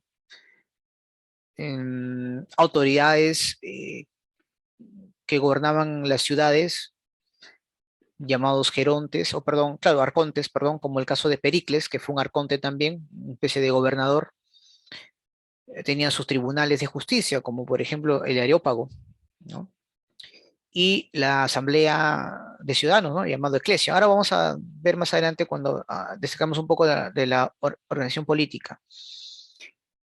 ¿Dónde se ubicaron los atenienses? En la península de Ática, al norte pues de la península balcánica, ¿ya? La península de Ática. ¿Y a qué se dedicaban principalmente, profesor? Se dedicaban al comercio marítimo. Era un estado talasocrático también Atenas, ¿no? Gracias pues a su posición, a la cercanía del mar Egeo y también pues de las canteras que tenía de mármol y otros productos que también que podían exportar. En cuanto a su sociedad, la sociedad ateniense, tenemos a los eupátridas, a los ciudadanos obviamente descendientes de los jonios, en la cual pues poseían derechos civiles, ¿no? Podían participar en la vida política, podían comprar tierras, casarse con otros atenienses, poseer esclavos, etcétera. Los metecos eran también extranjeros, es decir, que no eran atenienses, que vivían pues temporalmente en Atenas, solamente su única relación era comercial, ¿no? Pero no podían participar en la vida política, no podían comprar tierras, en fin, ¿no? y también sí, pues, eran obligados a pagar impuestos. Los esclavos eran los doulios jóvenes, ¿no? Eran considerados pues como objetos, con simples mercancías, en la cual si tú tenías poder económico, pues podías adquirir un esclavo en los diferentes mercados. Ahora, antes de las reformas de Solon, uno también podía ser esclavizado por deudas, por si acaso. Eras un hombre libre, pero si tenías deudas y era imposible pagar, pues eres esclavizado. Y lo peor de todo, tus deudas no morían contigo, tu familia tenían que asumir esa deuda también, ¿no? Solon hace importantes cambios, una de ellas justamente es eliminar la esclavitud por deudas, por ejemplo, ¿no? Que es uno de los principales aportes de este gran legislador ateniense. Muy bien. ¿Qué más, profesor, nos pueden preguntar con respecto a Esparta y Atenas? De hecho, nos van a preguntar la organización política, ¿no? Como yo mencioné, en el caso de Atenas, es un estado talasocrático dirigida por la oligarquía comercial bajo el gobierno de la democracia. Aquí tenemos, por ejemplo, sus principales instituciones, ¿no? El Areópago, por ejemplo, administraba la justicia, pero en última instancia. ¿Por qué? Porque hay otro tribunal de justicia que, que tenía funciones de justicia en primera instancia, ¿no? Que era el Tribunal de los Eliastas, ¿no? Por ejemplo, en Cívica, ustedes que están llevando Cívica, tenemos, por ejemplo, en cuanto al Poder Judicial, tenemos la Corte Suprema, que es la Corte de última instancia, que solamente está por encima de la Corte Interamericana de Derechos Humanos, pero a nivel nacional, la Corte Suprema es la última instancia. Detrás de ella está la Corte Superior, ¿sí o no? Claro. Entonces, el Areópago sería pues como un tribunal de última instancia, ¿no? Que tocaba asuntos netamente de suma importancia. Los arcontes se encargaban pues de administrar los asuntos administrativos y religiosos, eran una especie de poder ejecutivo, ¿no? Son los que gobernaban la ciudad. La bulé es como el parlamento, es decir, personas mayormente ancianos que se dedicaban pues a promulgar leyes. En este caso fue una de las principales reformas que hizo Solon en ese aspecto, ¿no? Y por último tenemos a la Eclesia, ¿no? Que era la asamblea de ciudadanos atenienses que tenían el derecho pues a estar a favor o en contra de las decisiones de la bulé. Ahí te das cuenta pues que la asamblea era de ciudadanos, era lo que más importante era. Es algo que, por ejemplo, en la democracia actual no existe. Nuestra representatividad es indirecta. Es decir, los partidos políticos son los que toman la decisión por nosotros y luego pues a través del Parlamento, cuando en realidad pues debería haber una asamblea que sí nos represente directamente, no, no existe. Prácticamente nuestros políticos gobiernan de acuerdo a los intereses de los grupos de poder que lo llevaron a tomar, a ser autoridades, ¿no? Pero tomando nuestros votos, ¿no? Nuestros votos. Ahí está, ¿no? La Eclesia, ¿no? Asamblea de Ciudadanos. En cuanto a Esparta, ahí también te puedo dar cuenta que también es una forma de organización totalmente distinta, si te das cuenta, ¿no? Por ejemplo, en cuanto a su organización política, es un estado militarista, ¿no? Controlado por una aristocracia. Y ahí, por ejemplo, tenemos a la diarquía, es decir, dos reyes, un rey militar y un rey religioso. Ahora, a diferencia pues de las monarquías absolutistas del siglo XV y XVI, estos reyes tenían su poder limitado. Es más, podían ser encarcelados, expulsados si es que cometían algún acto contra el Estado o si eran malos gobernantes. Estos reyes, por ejemplo, eran impuestos por la Jerusia, ¿no? ¿Y qué era la Jerusia? Era un consejo de ancianos que también promulgaban leyes, ¿correcto? Ese era, digamos, el caso de la Jerusia, ¿no? Y ellos elegían a los reyes, ¿no? Los éforos eran como una especie de tribunal de justicia y ejecutivo, es decir, ellos administraban justicia, los éforos eran magistrados que también ejecutaban lo que la Jerusia había decidido en sus leyes, pero además fiscalizaban a los reyes. Te preguntarás seguramente por qué Leónidas solamente llevó a 300 espartanos a enfrentarse contra miles de persas, porque para empezar, no estaban en guerra con los persas. Los únicos que declaraban la guerra o firmaban la paz eran los éforos. si Leónidas iba con todo su ejército a enfrentarse a Persia, iba a recibir un castigo tremendo. Incluso corría la vida de su propia familia. Por eso es que Leónidas solamente lleva consigo a 300 espartanos a defender este desfiladero llamado Termópilas. Porque aquí quien tomaba la decisión de declarar la guerra a un país o firmar la paz eran los éforos. Eso hay que tomarlo en cuenta. La Peya era también pues una asamblea de ciudadanos, es decir, formada solamente por los espartanos. Era una asamblea de ciudadanos en la cual tomaban decisiones importantes, que también pues podían decidir a favor o en contra de las leyes que la Jerusia había promulgado. Ahí si te das cuenta, ahí sí se respeta la voluntad de la población, en la cual las autoridades son las que tienen que al final ejecutar lo que la población decide. En la democracia actual no es así. Muy bien. En cuanto a educación, bueno, ya mencioné, ¿no? En Atenas la educación era muy distinta de la de Esparta. Ahí más bien se promovió pues más bien un desarrollo integral, ¿no? De las personas. Es decir, se cultivaba también no solamente el aspecto físico, también, sino también intelectual, cultural, ¿no? Por ejemplo, ahí surge pues la pedagogía, ¿no? La pedagogía que es obviamente el arte pues de guiar, de enseñar adecuadamente al niño, al adolescente, al joven, en la cual pues se conducía adecuadamente al niño, ¿no? En la escuela. Ahí aparecen pues jóvenes que van a estar completamente adiestrados en los gimnasios para cultivar el cuerpo y también liceos y academias para cultivar la mente, ¿no? Por eso se llama formación integral, ¿no? Cuerpo y mente, ¿correcto?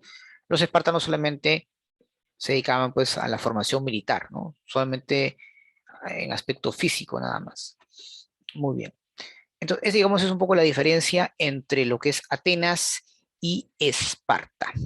Vamos ahora a hablar sobre Roma, ¿de acuerdo? Ya hemos hablado de los griegos, ahora nos toca hablar pues sobre Roma. Ya chicos, rápidamente, antes que nos vaya la hora. Muy bien.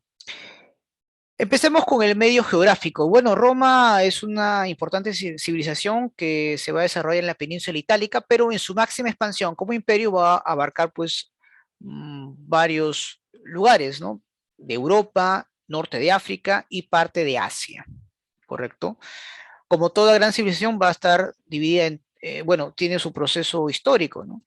En este caso hablamos de monarquía, república e imperio, ¿no? Hablemos primero de las monarquías, ¿no? ¿Por qué monarquía, profesor? Bueno, monarquía porque en este caso va a estar gobernada por reyes, ¿no? Aquí, por ejemplo, van a gobernar dos dinastías, la dinastía latina y la dinastía etrusca, ¿correcto? Muy bien. Aquí claramente, pues, entre los principales gobernantes está, pues, sin duda Rómulo, ¿no? Un gobernante legendario, que es el que funda Roma. Y el último rey etrusco es Tarquino el Soberbio, ¿no? Entonces, profesor, los fundadores de Roma, ¿quiénes fueron? Los latinos, ¿no? Ellos fueron luego desplazados por los etruscos, quienes obviamente poseen una cultura mucho más avanzada y que va a permitir que Roma empiece a tener un crecimiento importante durante el periodo monárquico. Ahora bien, el problema es que allá por el año 510 aproximadamente, los latinos pues sacan del poder al último rey etrusco y establecen la república. Muchos se preguntarán, profesor, ¿y por qué hacen eso? Porque los reyes etruscos empezaron a darle mayor prioridad a aquellos que no eran de las grandes familias. Estaba más bien favoreciendo a una clase social que poco a poco estaba ganando cada vez mayor poder debido al incremento del comercio o a su incremento económico debido al comercio, que eran los plebeyos, ¿no? Por esa razón, pues, los nobles latinos, a la cual luego vamos a llamar patricios, van a destronar a los monarcas, ¿no? Etruscos, como es el caso de Tarquino el Soberbio. Y ahí, pues, justamente donde se forma la República, ¿no? Muy bien. De hecho, la República es tal vez uno de los temas que más vienen en los exámenes de admisión porque van a ocurrir una serie de hechos importantes para Roma. Por ejemplo, se da pues el dominio de la península itálica gracias a su poder económico y militar y además político. Roma pues inicia un periodo de expansión, incluso logró pues, luego de vencer a los cartagineses en las guerras púnicas, pues va a controlar toda la península balcánica, es decir, a los griegos propiamente dicho, ¿no? Y gracias pues a estas guerras de expansión se empieza a incrementar la esclavitud y la acumulación de tierras en beneficio de la élite dominante de Roma, que en este caso eran los patricios. Es más, los monarcas van a ser reemplazados por una institución llamada el Senado, que justamente va a estar en manos de estos nobles terratenientes llamados patricios, que son los descendientes de los fundadores de Roma, aquellos que eran los únicos que poseían grandes tierras. Justamente luego de las guerras púnicas, es decir, luego de la guerra con los cartagineses, de vencer a los griegos, supuestamente pues debería haber un mayor beneficio para otros sectores de la población, pero no va a ser así. Es por eso que los plebeyos se van a levantar para poder luchar por sus reivindicaciones. Se da pues el levantamiento de los plebeyos, ¿no? ¿Por qué, profesor? Porque justamente la gran expansión de Roma no generó pues importante beneficio para todos, a pesar de que los plebeyos contribuían pagando impuestos, aportando o siendo también parte del ejército, en fin, no se gozaba de esos privilegios. Entonces, por eso que los plebeyos pues van a hacer una serie de luchas y reivindicaciones. Es más, ¿no? Incluso patricios como los hermanos Graco, por ejemplo, hablamos pues de Tiberio y Cayo, que son hermanos de origen patricio, van a tratar pues de defender a los plebeyos, ¿no? Y van a hacer pues eh, algunas reformas, por ejemplo, la reforma agraria, que era el reparto de tierras, porque antes solamente las tierras eran para los patricios, los plebeyos no podían acceder a tierras. Y la ley de la frumentaria, ¿no? Es decir, trigo barato para los plebeyos. Lamentablemente, pues estas reformas perjudicaban económicamente a los patricios, por lo tanto, pues tanto Tiberio como Cayo fueron asesinados, ¿no? Por estas reformas. ¿Por qué? Porque justamente perjudicaban los intereses de los patricios, ¿no? De los patricios más poderosos. Posteriormente se agudiza la crisis de Roma con las guerras civiles, ¿no? En la cual pues se enfrentaron dos partidos, el Partido Popular, dirigido por Mario, que representaba obviamente a los plebeyos, y el Partido Senatorial, dirigida por Sila, que este último representaba pues los intereses de los patricios. Y al final pues vence este último, eh, reprime tremendamente a los dirigentes y representantes del Partido Popular, pero cuando esto se está dando, se da pues la rebelión de los esclavos, es decir, otra crisis más se está agudizando, ¿no? Una crisis tras crisis, ¿no? Se van dando en Roma. Y esto sí va a repercutir tremendamente en la República Romana, ¿no? Los esclavos que en ese tiempo pues, sobrepasaban más de 1 millón van a luchar por sus derechos. Bueno, derechos, no tanto así, ¿no? Si van a luchar por su libertad, ¿no? Por así decirlo, porque esto de los derechos humanos no es algo que se ha dado en ese tiempo, esto es algo reciente, pero van a luchar por su libertad. Muchas ciudades van a ser incendiadas, destruidas por esclavos. Y bueno, pues van a tratar, y al final, pues los ejércitos romanos van a tratar de reprimir esta rebelión, ¿no? Justamente esta inestabilidad política obliga pues a que el Senado dimitiera y se promueva los triunviratos, que son gobiernos de tres, ¿no? Se estaba dando un proceso de cambios en el manejo político de Roma. Es decir, que ahora el poder ya no esté en mano del Senado, sino que ahora pues el poder esté en mano o esté concentrado en unos cuantos. Recuerden que en Roma, por ejemplo, cuando pasaba por una crisis tremenda, el Senado se disolvía y nombraban dentro de los cónsules a un dictador que debía solucionar el problema por 6 meses. Eso pasó pues en la guerra civil entre Sila y Mario, por ejemplo. Pero en esta oportunidad se van a formar un triunvirato, un gobierno de tres. Se van a formar dos triunviratos. La primera va a estar formada por Craso, Pompeyo y Julio César, hombre muy conocido que había conquistado las Galias. Y si te preguntan, profesor, ¿qué es un triunvirato? ¿Es un gobierno o es una alianza de caudillos militares con intereses políticos? En el primer triunvirato, pues, Julio César va a iniciar una conquista sobre Egipto, va a pactar con Cleopatra, pero hay que recordar, pues, que cuando Julio César tenía la noción de formar un imperio, porque, ojo, el ideólogo del imperio es Julio César, por si acaso, ¿no? Lamentablemente, pues, cuando acude el Senado, sufre una conspiración y es asesinado.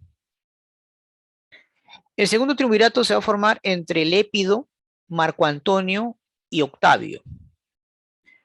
En este segundo triunvirato, jóvenes, eh, Marco Antonio, que era el favorito del ejército romano, ingresa a Egipto y se va a aliar a Cleopatra.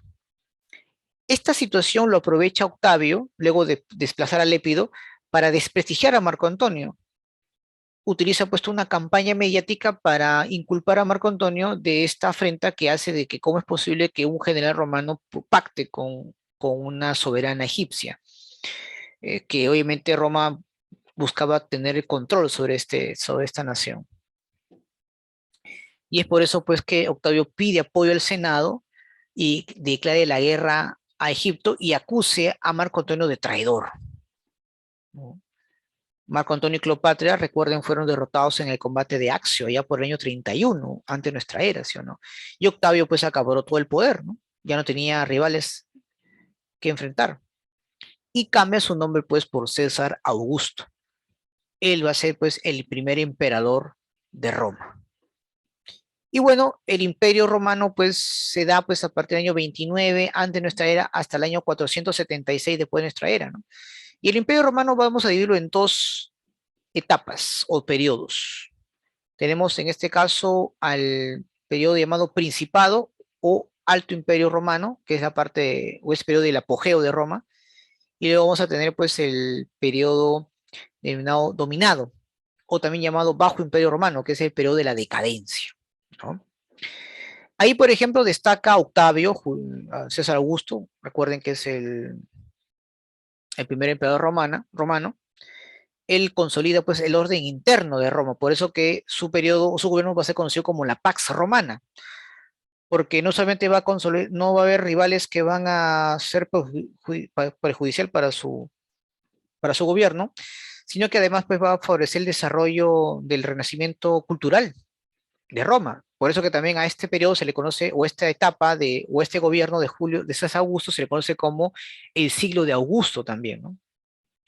Aquí también pues destaca Tiberio, más que todo porque durante su gobierno es donde se crucifica a Jesús.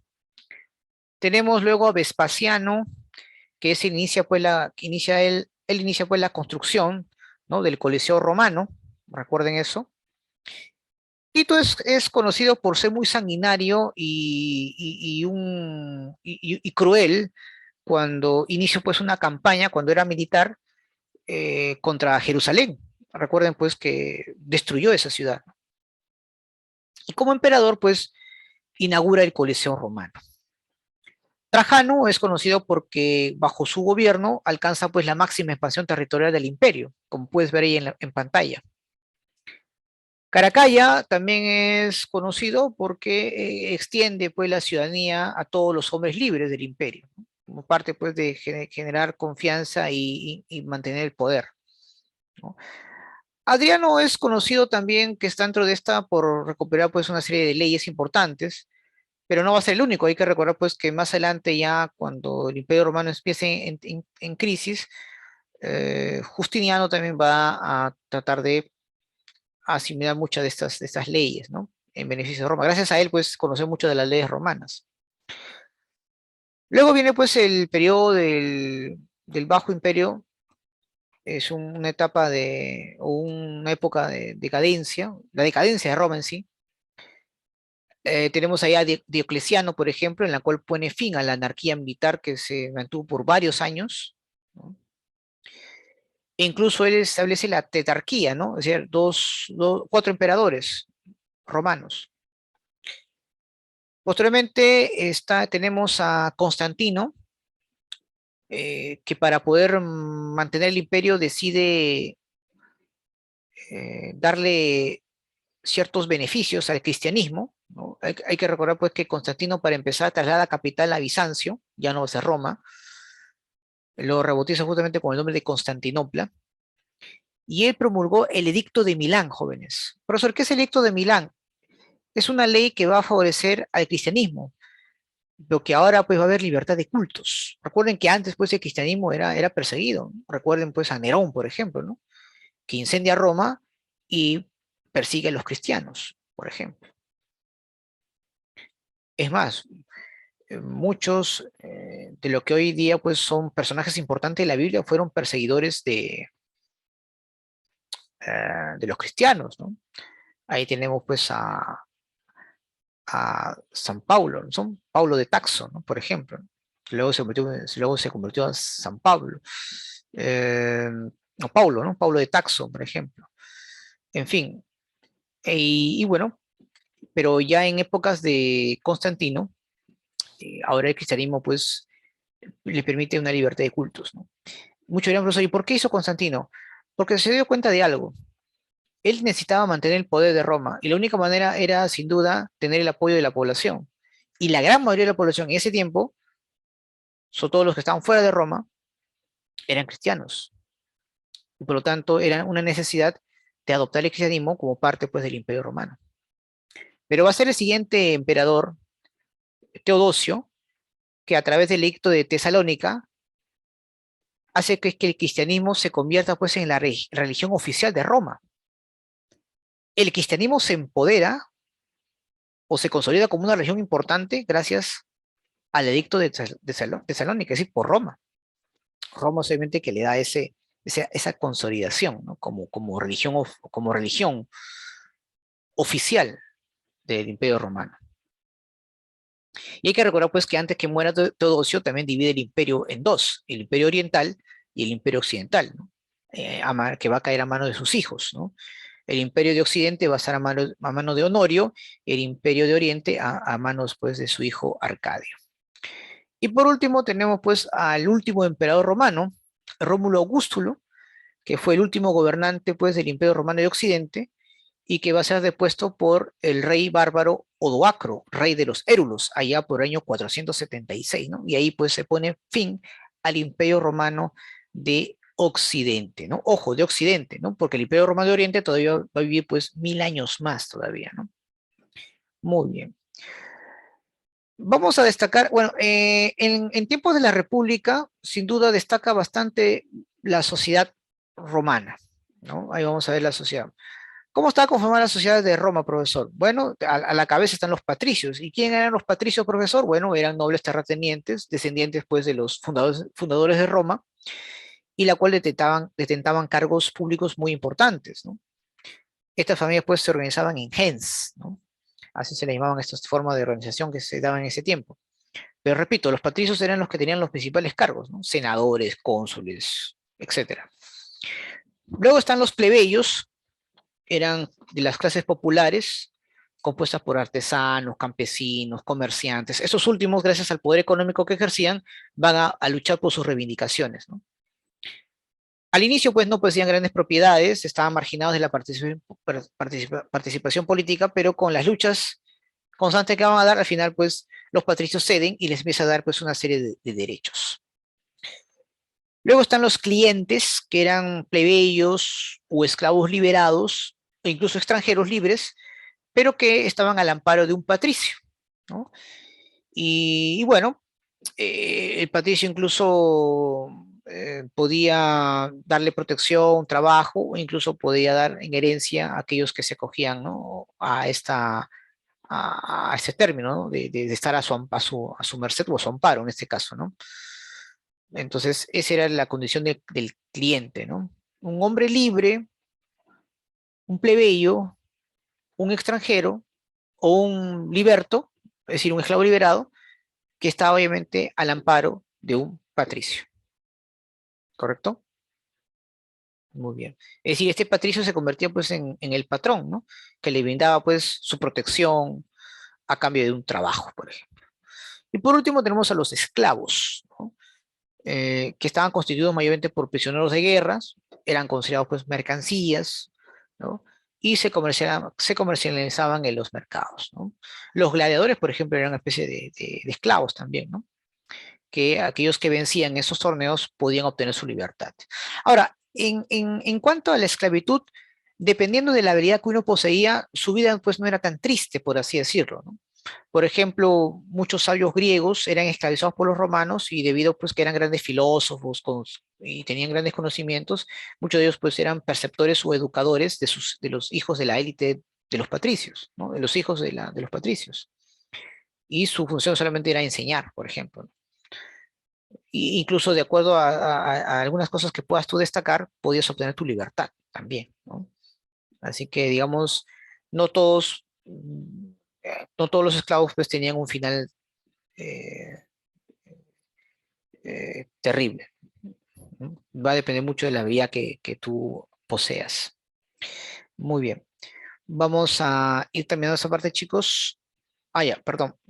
La organización política, ¿ya? A ver, en cuanto a organización política, diríamos pues que destaca el Senado, ¿ya? El Senado hay que recordar pues que es la más importante institución, sobre todo en tiempos de la República, ya que en la etapa imperial el emperador pues acapara todas las instituciones. Ellos se encargaban pues de aprobar las leyes, dirigían tanto la administración interna y la política externa del país.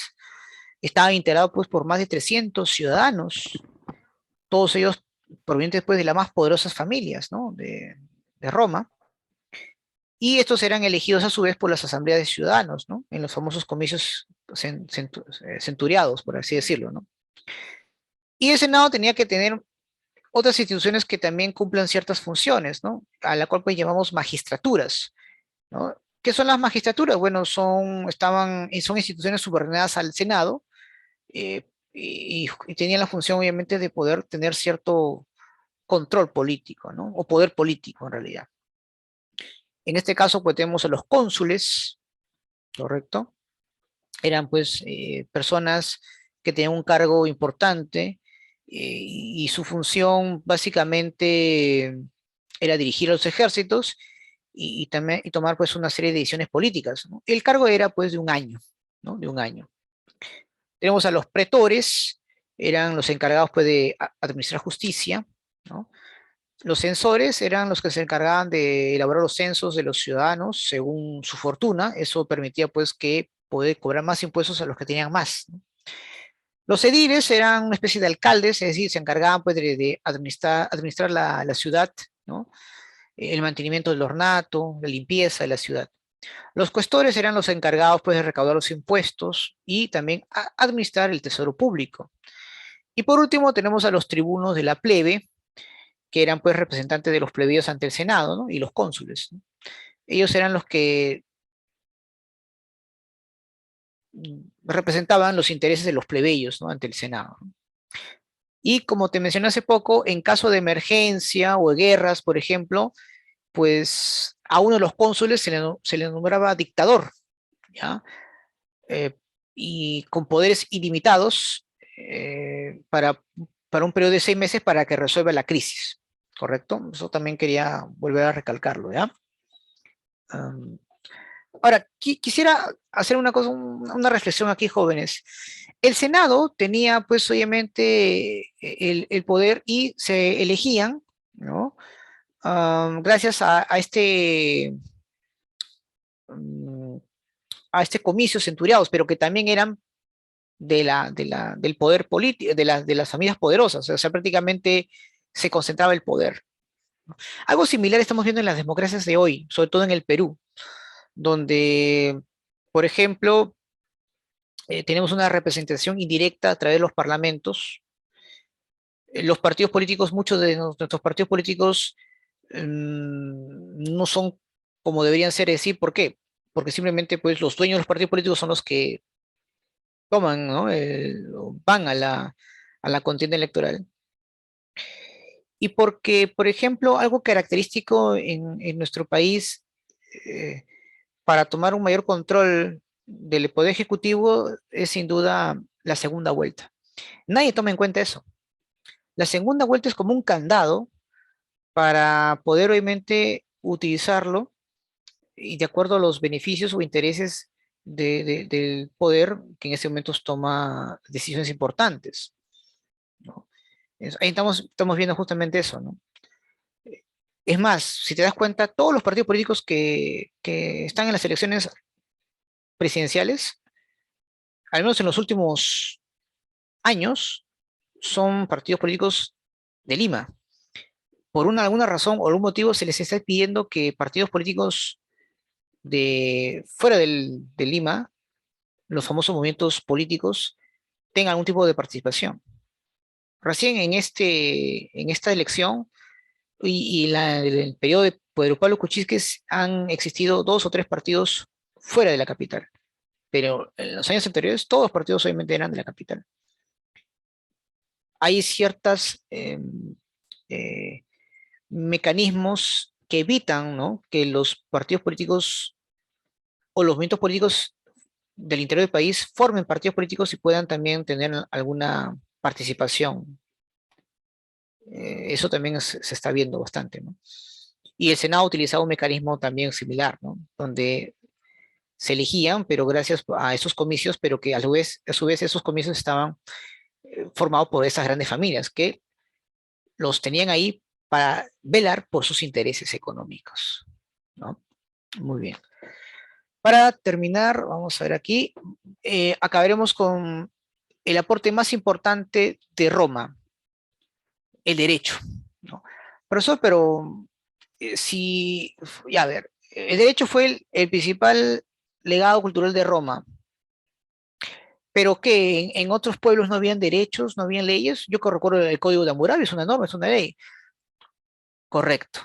Pero miren, ahora, las leyes romanas, a diferencia de otras leyes de la antigüedad, se diferencian bastante porque buscaron en todo momento independizarse de las concepciones míticas y religiosas. Es decir, eran leyes objetivas, eran leyes que buscaban colocar ciertos parámetros de una interpretación general y no de una interpretación personal, para empezar, ¿correcto?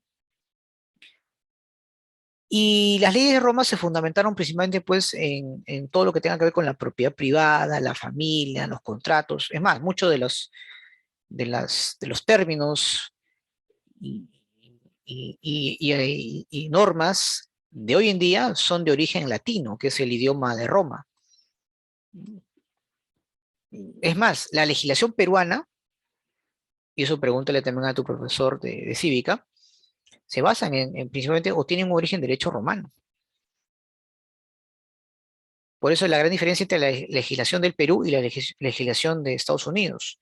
Acá, obviamente, nos basamos en las normas de Roma, con algunos cambios que se han dado a través del tiempo, claro está. um, pero en Estados Unidos las leyes son más bien costumbristas, ¿no? Son muy distintos, por así decirlo. Y entre las principales leyes, gracias a las reivindicaciones de los plebeyos, ahí puedes ver, está pues la ley de las 12 tablas, que permite pues la igualdad jurídica entre patricios y plebeyos. Ahora los plebeyos también tienen los mismos derechos que los patricios. Está pues la ley de la canelulla, ¿no?, que da pues el matrimonio entre patricios y plebeyos, que antes no podía ser, no se podía dar. La ley de la dicinia, ¿no?, que es un acceso de los plebeyos al consulado. La ley de la lagunia, acceso de los plebeyos al sacerdocio. Ahora, esta crisis que estamos viendo aquí en el Perú también tiene algo que ver mucho con lo que pasó en tiempos de la República Romana, ¿no?, donde lamentablemente pues las leyes solamente eran para cierto sector y el resto estaba completamente marginado. El día que la ley se cumpla para todos, la crisis en sí que tenemos va a disminuir considerablemente. Esa es, por ejemplo, una de las razones también por la cual tenemos conflictos sociales también, ¿no? Lamentablemente las leyes no son hechas para todos, sino para ciertos grupos de poder, ¿no?, por el momento. Muy bien, chicos. ¿Alguna pregunta hasta aquí sobre Roma? ¿Todo claro?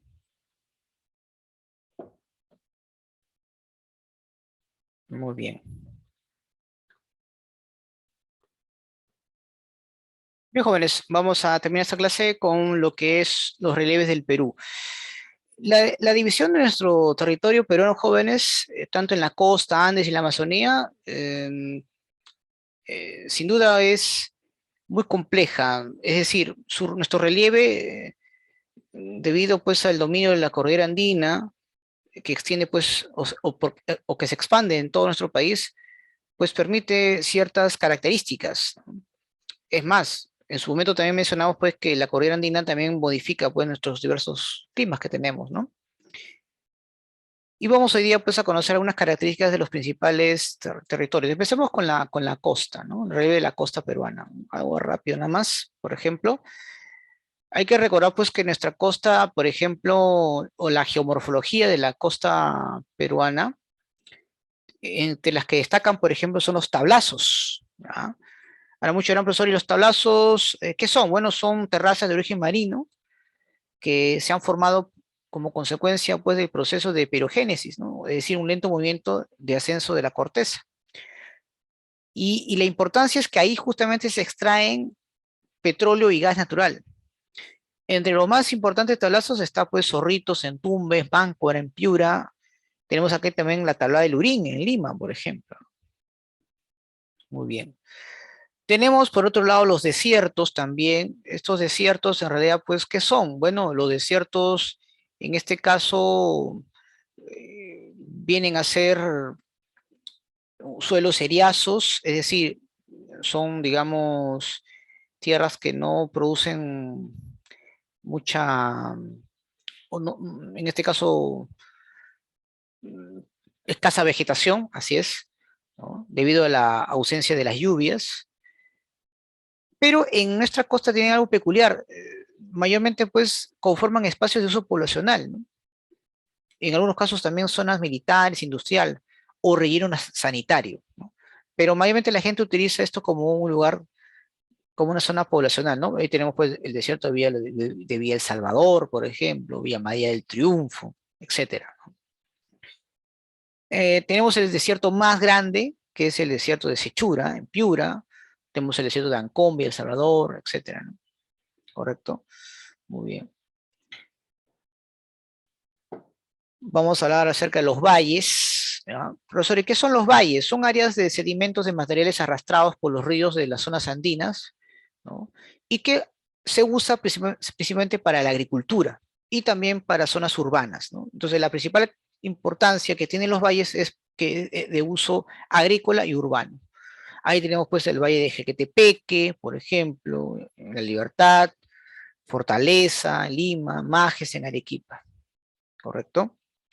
Las pampas, ahí están las pampas, son áreas pues de sedimentos, materiales arrastrados por los ríos, pero en épocas pasadas, y que ya, es decir, que ya han desaparecido, y bueno, son mayormente una zona de un gran potencial agrícola y también para el desarrollo del sistema de irrigación, ¿no?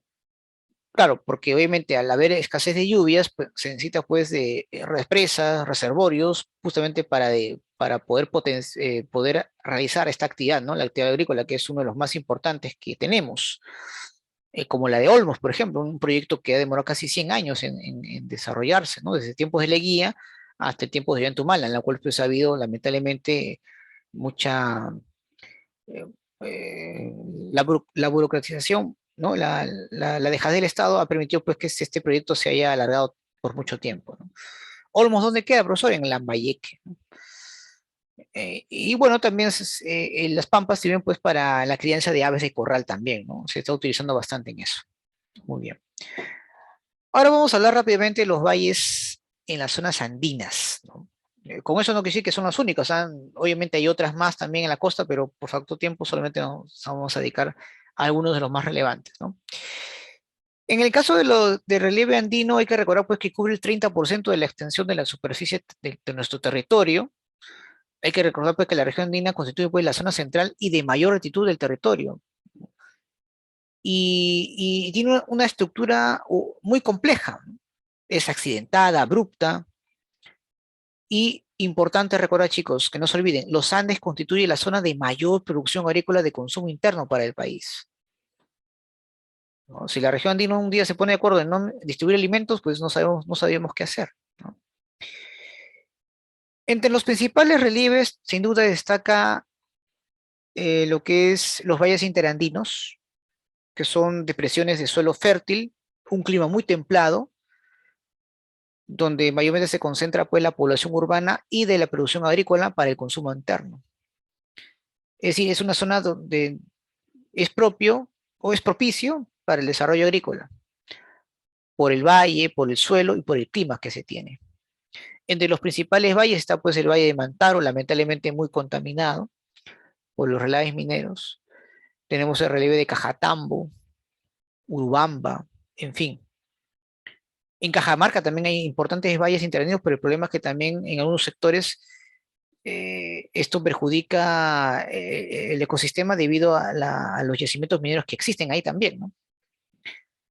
Las mesetas, profesor, bueno, también llamados altiplanicies, son llanuras elevadas, de clima muy frío, que solamente ahí algunos tipos de plantas pueden sobrevivir, como los pastizales.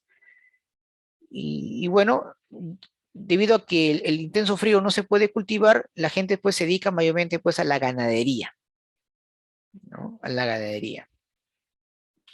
Entre las mesetas más importantes, sin duda, está pues la meseta de Marcahuasi en Lima, Anta en el Cusco, Parinacochas en Ayacucho y la meseta del Collao que lo compartimos con la región de Puno y el país de Bolivia, ¿no? Tenemos a la meseta de Bombón también, ¿no? Vamos a hablar ahora sobre el valle, el relieve amazónico, ¿no? En el relieve amazónico, primero destaquemos lo que es la selva alta, chicos, ¿no? Entre los relieves de la selva alta tenemos a los valles longitudinales, ¿ya? Son áreas formadas por procesos de sedimentación fluvial, la cual pues concentra la mayor cantidad de la población amazónica, eso no te voy a olvidar. Si te preguntan dónde se concentra la mayor cantidad de personas en la selva alta, tú vas a decir los valles longitudinales, ¿no? Ahí pues se concentran las principales ciudades y zonas agrícolas, en la cual se produce importantes productos, ¿no? Café, eh, en fin, ¿no? Por ejemplo, en Tingo María, Chanchamayo, Bagua, se produce pues este tipo de productos importantes, ¿no? Que incluso se llegan a exportar. El Pongo es una depresión profunda formada por la erosión fluvial y que presenta un gran potencial energético, jóvenes.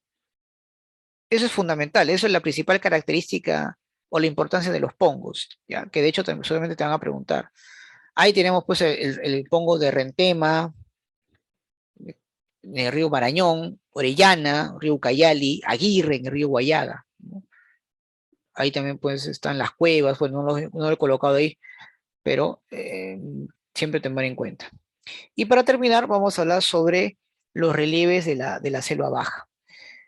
Debido pues a que es una zona mucho más eh, plana y debido pues a la presencia de lluvias, hay terrenos pues que son claramente inundados, como por ejemplo las restingas, ¿no? Pero empecemos por los filos. A ver, los filos constituyen pues el nivel superior de la región de la selva baja, ¿no? La cual pues comprende pues los cerros, las colinas, ¿no? Que tienen un contacto directo con la cordillera de los Andes. Y bueno, pues ahí mayormente se construyen pistas o carreteras, ¿correcto? Los altos, ¿ya? Los altos son terrazas fluviales de mayor altitud y bueno, como no son inundables, ahí se concentra la mayor cantidad de la población. Ahí están las principales ciudades, ¿no? De Iquitos, por ejemplo. Entonces te preguntan, ¿en qué relieve es donde mayormente se concentra la población en la selva baja? Tú vas a responder en los altos, ¿no? Y justamente como no son inundables, ahí se practica la agricultura. Las restingas, en cambio, son terrazas fluviales que son muy inundables, pero por periodos, sobre todo cuando hay crecida de ríos. Y bueno, en esa época, pues los ríos ahí depositan su material para que luego la gente lo utilice como una agricultura estacional, ¿no? Por eso que la gente ahí vive, pero para evitar pues las inundaciones en épocas de crecidas, construyen sus viviendas sobre palafitos, que son una especie pues, de troncos que se colocan como base y evitar así pues que se puedan inundar, ¿no? En cambio, las tahuampas son zonas completamente inundadas. Probablemente tienen son pantanos, ¿no? Y ahí justamente contienen palmeras, ¿no? Y bueno, pues a estas tahuampas también se le conocen como aguajales también, ¿no? En cuya superficie pues recorren ríos meándricos, ¿no? Que dan formación pues a las llamadas tipiscas o lagunas, como puedes apreciar acá en pantalla, ¿no? Ahí está. Profesor, ¿y qué son las playas fluviales? Bueno, las playas fluviales son obviamente aquellas zonas también tienen digamos, cierto espacio o está cubierta de agua, ¿no? A la cual pues, también se le conoce como barrizales o bajiales, ¿no? Acá vamos a ver acá una, por ejemplo, ¿no? Mira, observo acá. Ahí está, ¿no? Estos son los barriales, ¿no? Ahí está, es como una especie de playita, ¿no? Ahí está, ¿no? Son los barriales. Y estos son los ríos meándricos, ¿no? Que tienen una forma de zigzag, ¿no? Ahí si te das cuenta, ¿no? Esos son los ríos meándricos. Entonces, por eso las tipiscas son lagunas en forma de media luna, ¿no? Que proporcionan especies que son parte pues, de los ríos meándricos que han quedado aisladas, sí, en algunos casos, ¿no? Ahora, ¿para qué se utiliza, de qué se aprovecha la tipisca, profesor? Se aprovecha obviamente para la pesca, ¿no? En el caso pues de los barriales, lo utilizan obviamente para una acuicultura estacional también, ¿no? Entonces eso digamos es interesante cómo ayuda bastante, de acuerdo a la región o a la zona, poder realizar los cultivos propicios. Claro, no tiene una variedad como en las zonas andinas, pero también en algunos lugares de la selva alta, sobre todo en esa zona, y en la selva baja, en algunos sectores o relieves, también se practica la agricultura. Muy bien, jóvenes. Hasta aquí pues el tema de hoy. Muchas gracias por su tiempo y paciencia y nos estamos reencontrando la próxima semana. Un fuerte abrazo y tengan un lindo inicio de semana. Cuídense. Permiso.